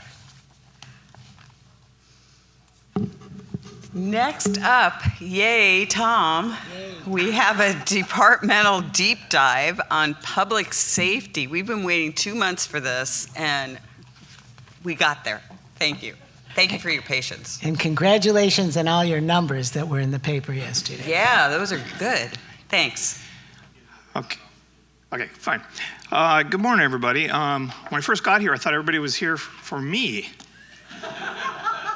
Thank you to those who stayed to hear my presentation on our deep dive into Rossmoor's Public Safety Department.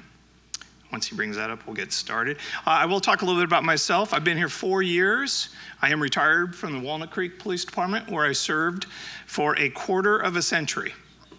One thing I learned coming here is, one, thanks to Dwight, do not ever wear a tie or he'll make fun of you. So I don't have a tie. The other thing I learned is you talk in decades and centuries in Rossmoor. So I used quarter century. All right, are we ready? Oh, I guess I am ready. Okay, let's get going. Ooh, that's not a good sign. Ooh, we gotta go back. All right, here we go. This is what we're gonna talk about today. History of the Public Safety Department, the director's role, me, Securitas, emergency preparedness, street safety, employee safety, and partnerships. Okay, history of the Public Safety Department. So as you can see in the pictures, which is kind of cool, we had a gate back, we used to have a gate back in 1964. And then if you look to the right, that was our globe. Anybody recognize that? Anybody around when that was actually here by Tice Valley Park? Yeah? Okay, very cool. We sold it to pay for something, I believe.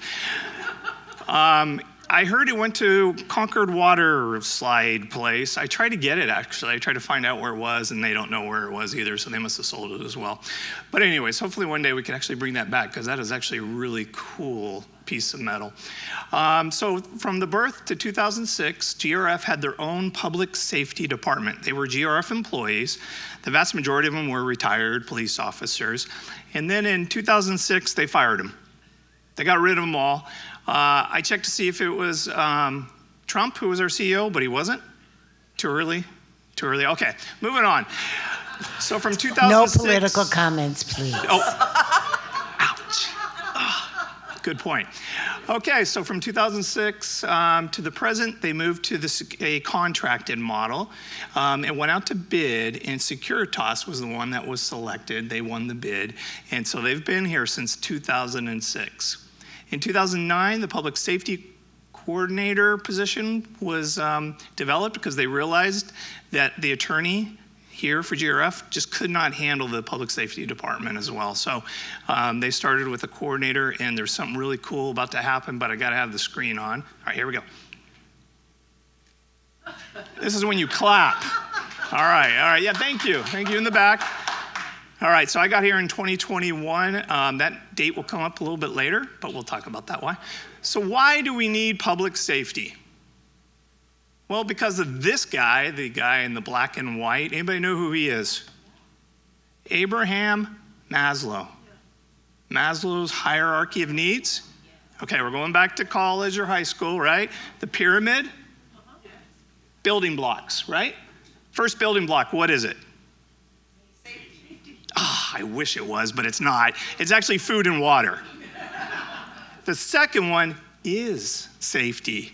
And then from there on out, you get to self-actuate and get to do all the fun things like pickleball here.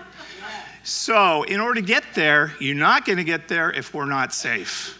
So let's move on to the next group of people who say public safety is really important, and that's the realtors. So I've been to many realtors meetings and done presentations, and I always poll them. Just polled them actually last week. There was about 45 realtors in the presentation. And I asked, what's the number one reason people move to Rossmoor? Public safety is the number one reason people move to Rossmoor.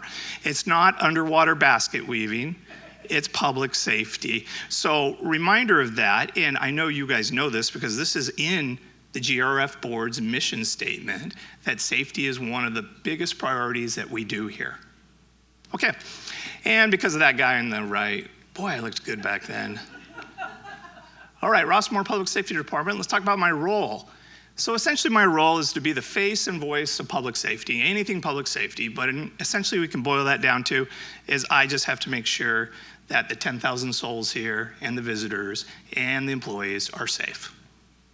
My mission, make Rossmore the safest community in the state of California. I've been saying that since I got here day one, and we are getting there, and you'll see in a bit when we get to stats. Motto, make Rossmore even safer. I know Fran's nodding her head because I always say that to her, but it's true. Rossmore is safe. My goal is to make it safer. Okay, director's responsibilities. Keep the community safe, oversee the Securitas contract, provide emergency preparedness for the community, make our streets and sidewalks safe, oversee emergency operation plan for GRF and its employees, management of the Nixle system, employee safety, assist human resources and other GRF departments, facilitate the Department of Transportation drug testing of our bus drivers, liaison with other public safety agencies, Rossmore public safety organizations and clubs, and support our mutuals. All right, let's talk about Securitas. Well, my friends from Securitas were supposed to be here. Unfortunately, I think they're out on a call because I did write them. But let's go ahead and get started and find out who these people are. First one is the manager, Steve Bertolozzi. Steve is also a retired police officer. He comes from both South City, San Francisco Police Department and the Walnut Creek Police Department. After I got here, I saw a little bit of a lack of leadership in Securitas. And so I went ahead and I called Steve. He was on the sofa watching the Love Boat, I think it was, or some kind of, maybe General Hospital. I think it was General Hospital. And he was eating bonbons. I go, hey, do you want to get off the sofa and come and do some fun things and actually make a difference? And he agreed. And so he came here. Steve is very good at leadership. He's very good at talking to people, and he's really good at training. And that's kind of what we needed. So Steve's been here for 3 years. And then the next one, oh, by the way, it's very hard to get their photos. Just to let you know, I try to take photos like Steve's. He said, no, just use what you have. That's maybe the reason he's not here. He didn't want to see that picture. And then here's Kim. I had to go to her Instagram site to pull her photo. And Kim's been here for about 8 years. She's been a long-term employee here.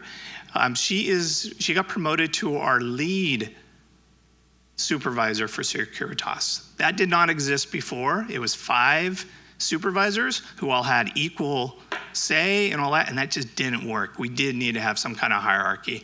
And we saw with Kim, she's fantastic. She truly loves this community.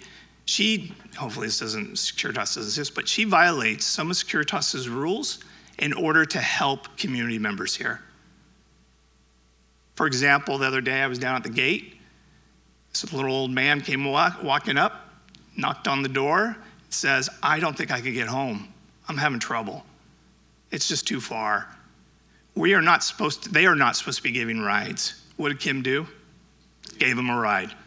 They do this all the time, day in and day out.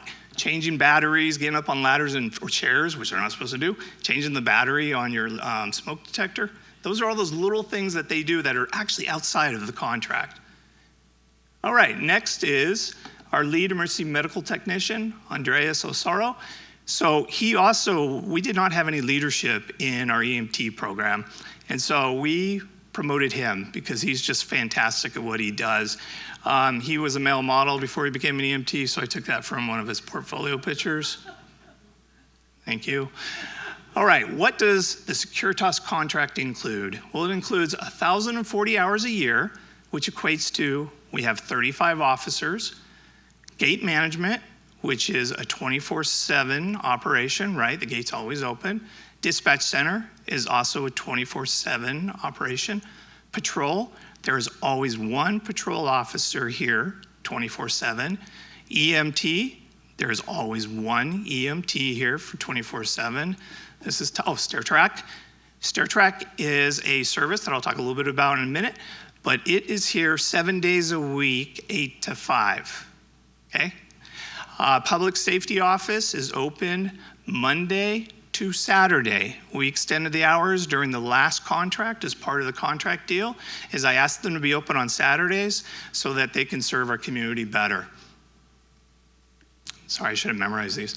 They also provide extra services. For example, although I don't see this, for some reason we needed armed guard here.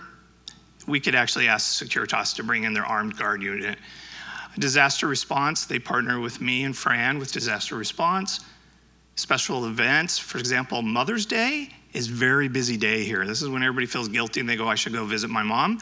And they come to the gate all at once. So we actually bring on more officers to handle the gate. And then community education, they help facilitate that as well. All right, Dwelling Live. Okay, what are some of the front gate improvements? Dwelling Live has been the biggest. Gate management system we put in 3 years ago. It is currently half live. The other half is the resident portal.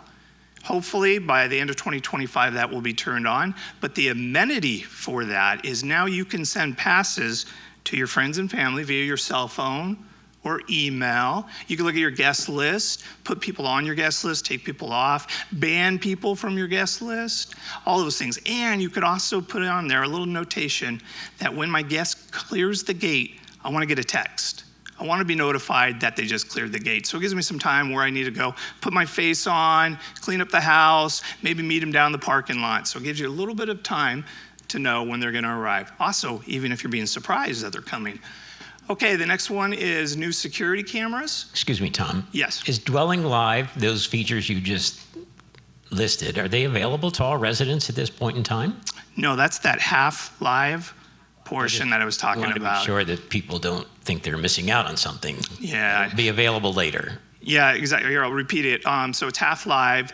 The resident portal has not been turned on. It'll hopefully be turned on before the end of 2025. I can't give a date because every time I give a date, we go over it. And then Jeff gets mad at me. And I hate it when Jeff's mad at me. So I'm not going to give a date other than sometime in 2025. I'm looking at Todd because Todd is a big part of this. Okay, new security cameras were also put in down at the gate. License plate readers. Oh, back up. New security cameras. The reasons why we did that is these are much better security cameras and they also cover our sidewalks. The old system did not cover our sidewalks. License plate readers, we record all vehicles coming and going from the gate. We have new control lifting arms. How about those? Oh, they are awesome, right? Thank you, thank you. And on top of it, if a car hits them, they break away, meaning they open up, but they don't get damaged. So we'll talk a little bit about that a little bit later, and they don't damage the car either, because really, like Ann says, those are pool noodles up there. If we lose one, we just got to go to the pool and get more. All right, license plate reader, we covered that. Where am I? There we go. New emergency generator, that's huge. You just saw that on the capital improvement project. The reason why that's important is 90% of all calls to Securitas go to the gate. The dispatch center is at the gate. So if you need help and the power is out and you can't reach Securitas, that's a very big frustration to a community where safety is their number one issue. So we just replaced the new emergency generator. It's already working, so I'm excited about that. And then lastly, what else is new is policy enforcement. Show your driver's license at the gate. No one's authorized to come in if they're not authorized, right? All of those things that have gone into effect at the gate. All right, just how busy is Securitas? Well, the front gate handles 3.4 million vehicles a year. 6,000 to 9,000 cars go through that gate. That's just going in. That's not going out. Calls for service, 7,500 a year. So a call for service means Securitas picks up a phone and then sends an officer out to that location. That's a call for service. Phone calls handled, almost 60,000. That means a call comes in and they're just asking questions. On weekends, they get inundated with questions. Granted, the vast majority of GRF is not here, so they become kind of the clearinghouse of so many calls. It is a very busy operation all during the day and night for Securitas.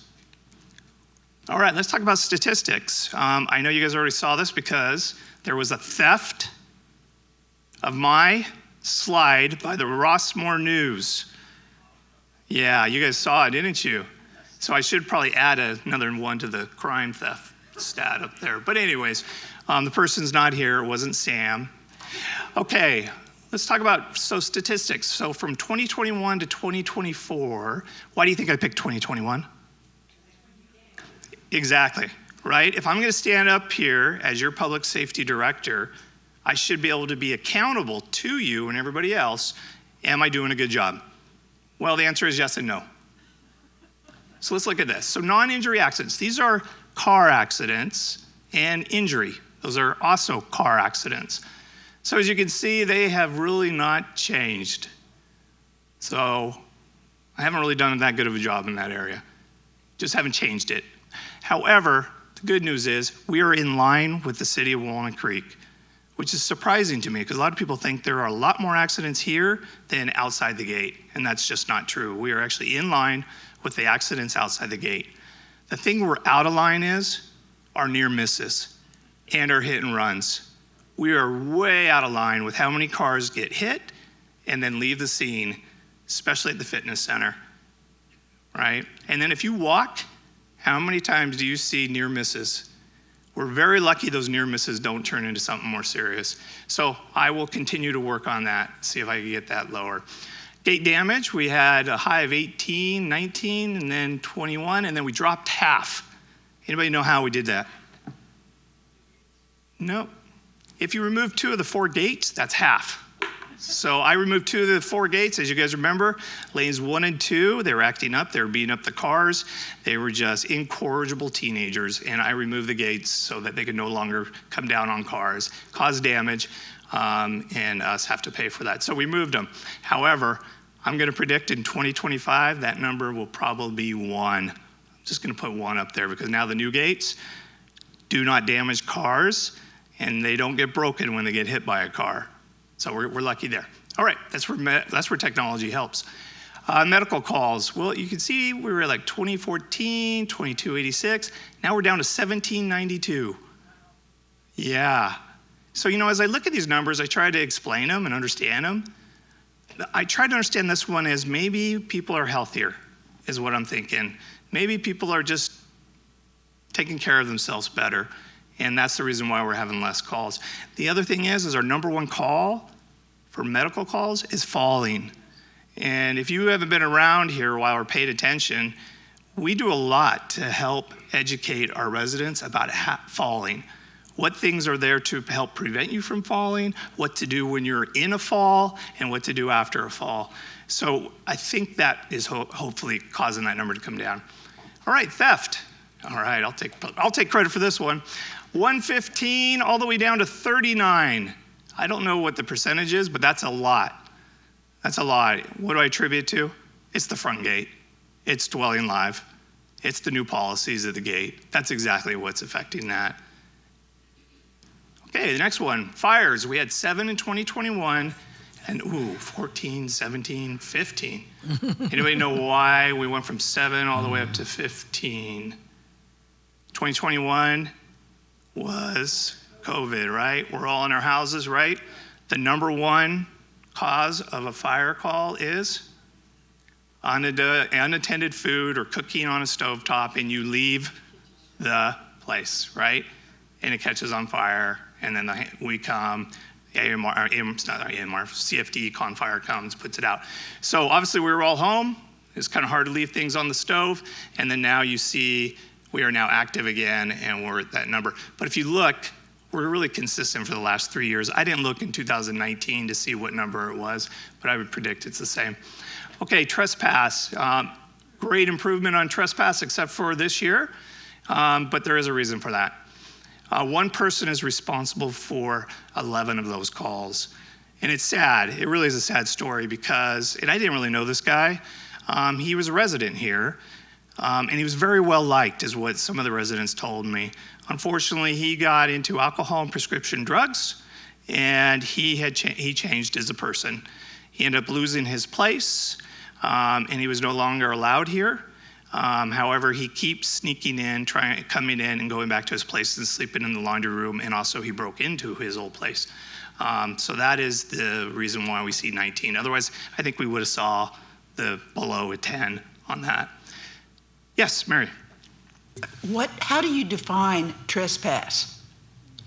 Oh, the trespass is the unlawful entry onto anybody's property without their permission.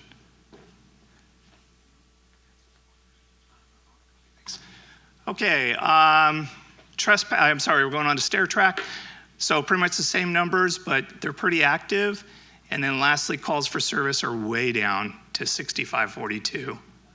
Again, I don't know why that is, but it is a good thing to have that down. There's Stair Track, if you're wondering what a Stair Track is. That's us demonstrating it at one of the fall festivals. All right, here's a notable event. 2 years ago, these two gentlemen, who one on the left, you guys recognize him, Andreas, and then one on the right is Tesh Rajan. Tesh has been here for, like 20 years now. He's been here a long time. They won Officers of the Year for North America for Securitas. That's huge. The last time anybody on the West Coast won it was 11 years ago. So they gave them Rolexes and a glass, plaque. So I really don't know if they're Rolexes, but I'm going to say that. All right, emergency preparedness. Yeah, everybody was going, hey, we're paying Securitas way too much if they're handing out Rolexes. Okay, whoa, don't look. Oh, don't look. Okay, here we go. All right, here we go. Partnerships. So Rossmore Emergency Preparedness Organization is led by Fran Gibson, and Fran sitting up here. Fran is an incredible partner. She was the first person to welcome me here and then let me know we have a lot of work to do, Tom. So Fran comes from a lifetime of helping others. She truly does. And if you've not met her, she is a true force. She gets things done. So let's talk about some of the things Fran and I were able to get done once I got here. First one, you guys probably see this is that map card that I hope everybody has. What happened with this is the biggest thing is the zones. We have 1 through 8 as our zones. These are evacuation zones. Before, we did not have this, and now we do. It's recognized by the city. It's now recognized by the county. It is now recognized by the state, because vast majority of every city now uses this system. Kind of cool. Walnut Creek has about 35 zones. We have 1 through 8. We have the first 8, and it's all because of the work we did to get this going. So kudos there. Here's another thing about that, right? We went and marked all the streets as well as the entries, not only to let people know what zone you're in, but it also helps that new officer, Tommy Cashon, in 1996, showing up and a sergeant saying, I need you to go, oh, thank you very much. Oh, geez, he's good. Go evacuate, for example, WCR 008. Me driving around in a new community, trying to figure that out, a lot easier for me to see WCR 008 than look at a map and do it that way. So it's twofold, and it helps out our community in an evacuation. By the way, would we ever evacuate 8 zones at once? No. Rule of thumb, public safety always evacuates the zone closest to the threat first, and then moves on. Okay? Public safety is, when I'm saying that, that's not me. That's the civil authorities who do that. GRF is not allowed to evacuate people. Sorry, I'm new. Okay, let's talk about alternate access points. So this came up last month. A gentleman came up here, stood right here, a very nice, friendly gentleman. Actually, I don't know him at all. I don't know if he's friendly. But he went ahead and he stood in front of all of you, and he said this. I read the emergency operation plan, which when I heard that, I was really, really excited because no one ever reads it, except for me and Fran. And this is what he said. These access points are not to be used as evacuation routes, period. That is not what the emergency operation plan says. He misread it, or actually he put a period in the middle of a sentence. Talk about fact-checking. I was hoping that you guys would have called me up and I could have fact-checked it right there.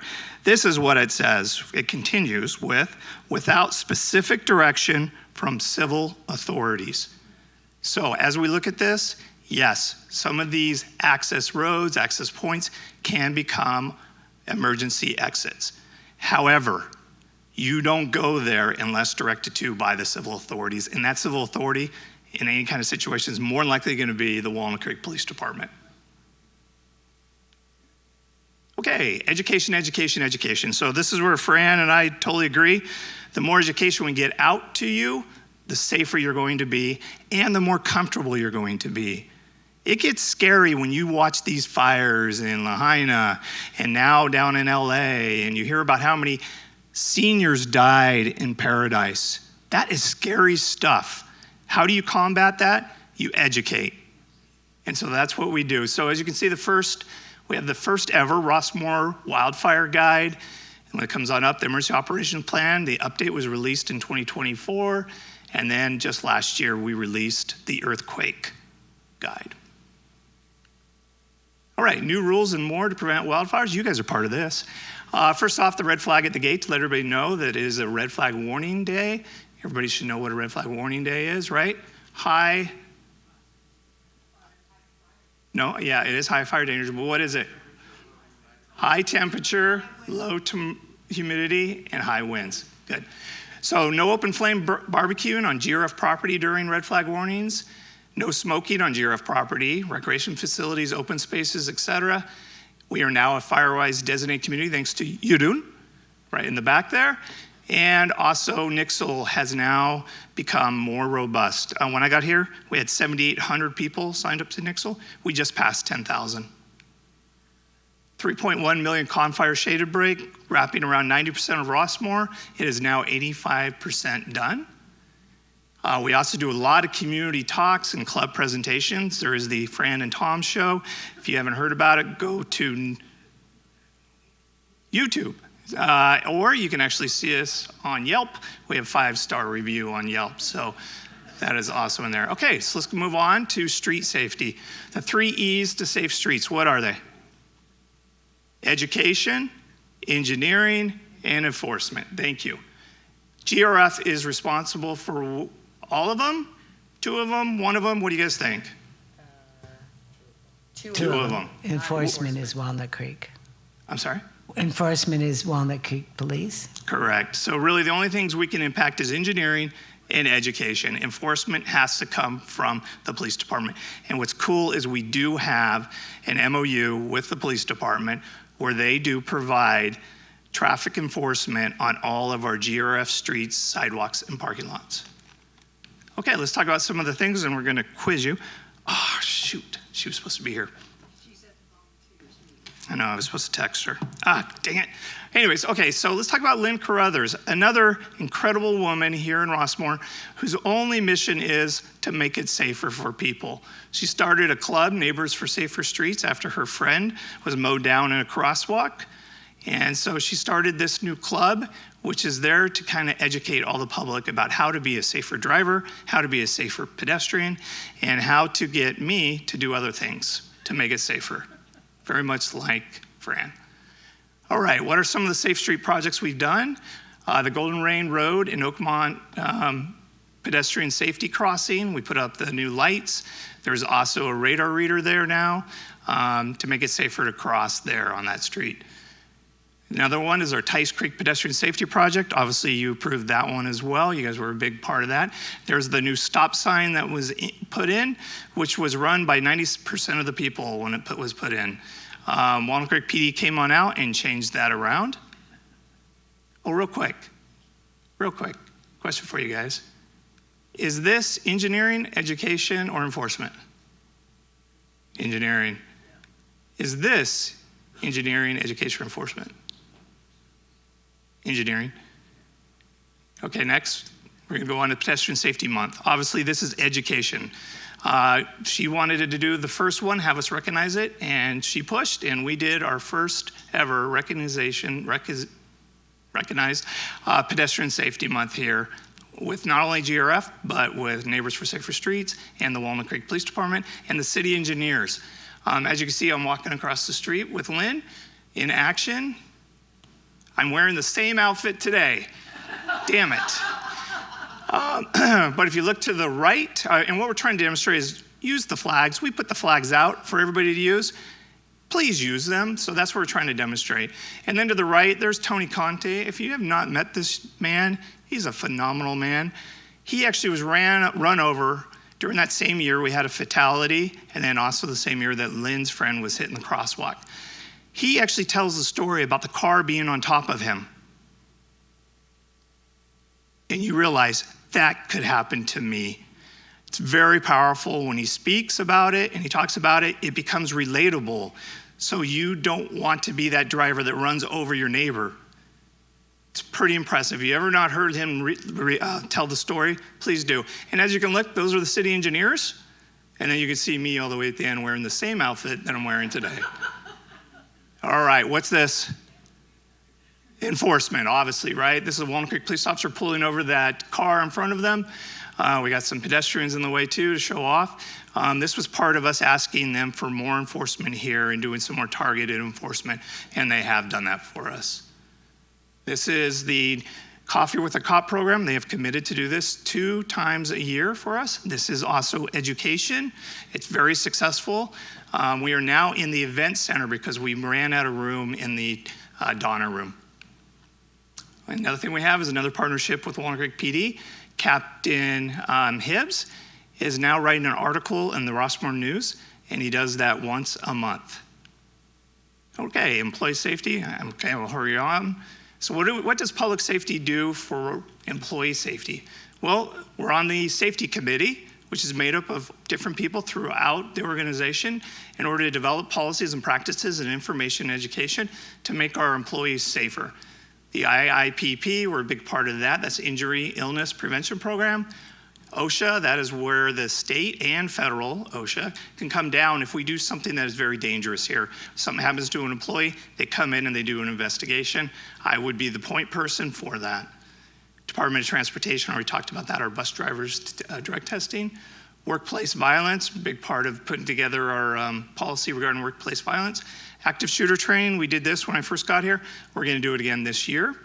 Azuga is that device that tracks our employees in the car and lets us know if they're speeding or doing some other unsafe driving tactics. And then we have security cameras at both Rossmore News and the public safety offices now. Okay, another thing we put in is Open Path. This is a building access control system, which prevents a bad person from coming into employees' spaces. Partnerships, here's some other ones that, you know, there's also some that you see. Genesis Protect, that used to be Zone Haven, now it's called Genesis Protect. Oops. American Red Cross, PG&E, just so you know, we meet with PG&E 2 times a year now to build a better relationship with them, and it is working. All right, public safety in the future. Obviously, this is not a picture of our drivers here in Rossmore. It's just to demonstrate that some things take a while. They just do. Okay, what are your future ideas to get to utopia? Well, crossing flags at every intersection in Rossmore. We're almost done with that. We've done 95% of the intersections.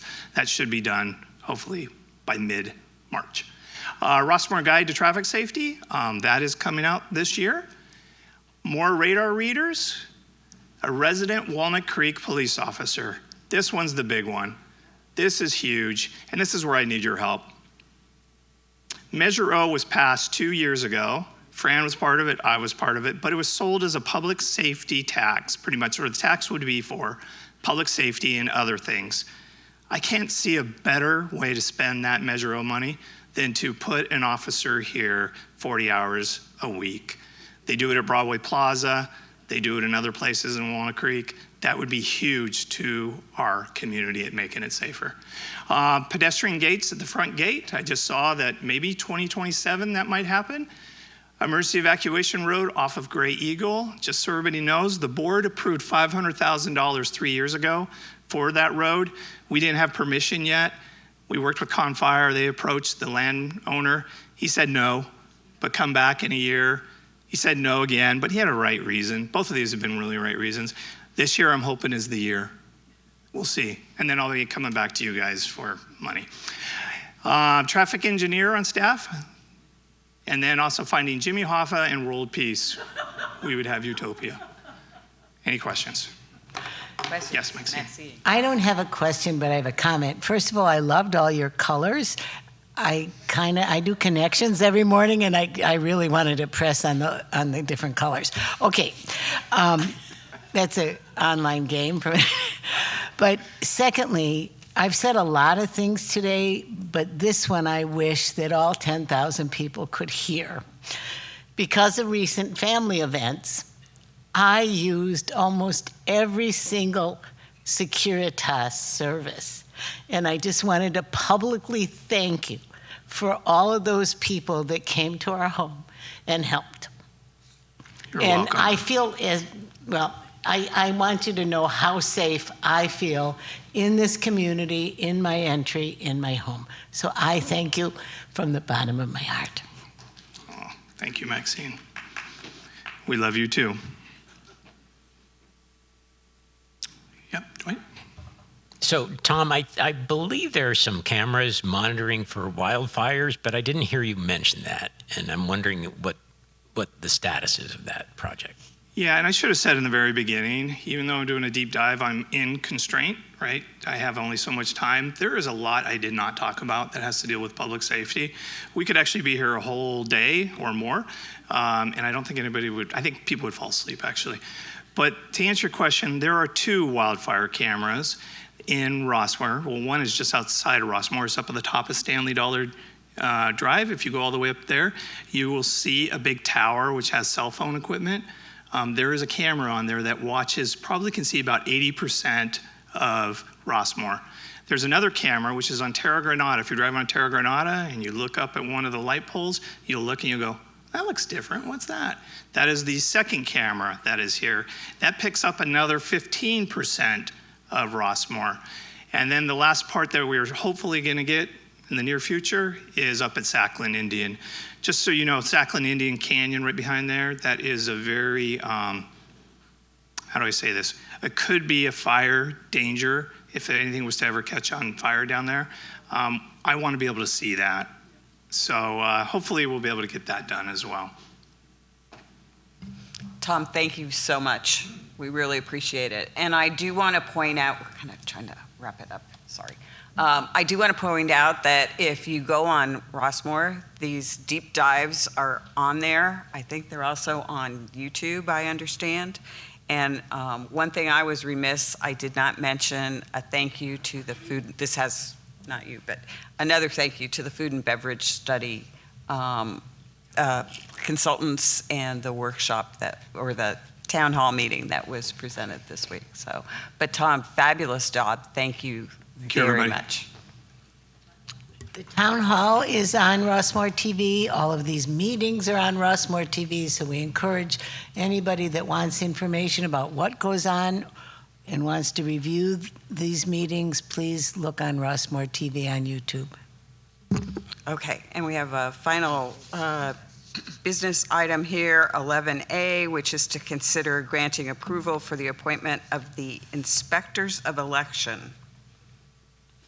Do we have any comments or questions? So just very briefly, I'm going with the inspectors of election known as TIE. As a service provider this year, I did review several other companies who I found that TIE was providing an additional service for less costs. So, and they did a wonderful job this last election year.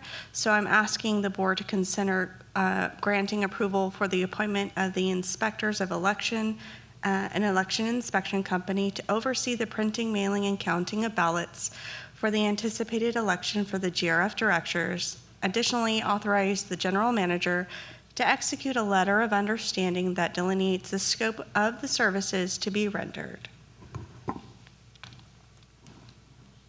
Discussion? We have a motion? I'll make a motion for everything Deborah just said. If you want me to read it again, I'll read it. Understood. I have it written in the Right, packet. yeah. Whatever you just said, I make a motion. Okay. Great. I'll 10 second. seconds. Oh, what? All right. Oh, I'm sorry. That's right. Okay, and roll call? Hines, Yes. Topper, Yes. Hurt, Yes. Bentley, Yes. Lee, Yes. Lair, Yes. Walker, Yes? and Yang. Yes. It's unanimous. Thank you. Okay, some announcements. There will not be a mid-month meeting of the board in the month of March. The end of the month regular meeting of the board will be held on Thursday, March 27th at 9 a.m. right here in Peacock Hall. We will now recess to executive session. Thank you, everyone.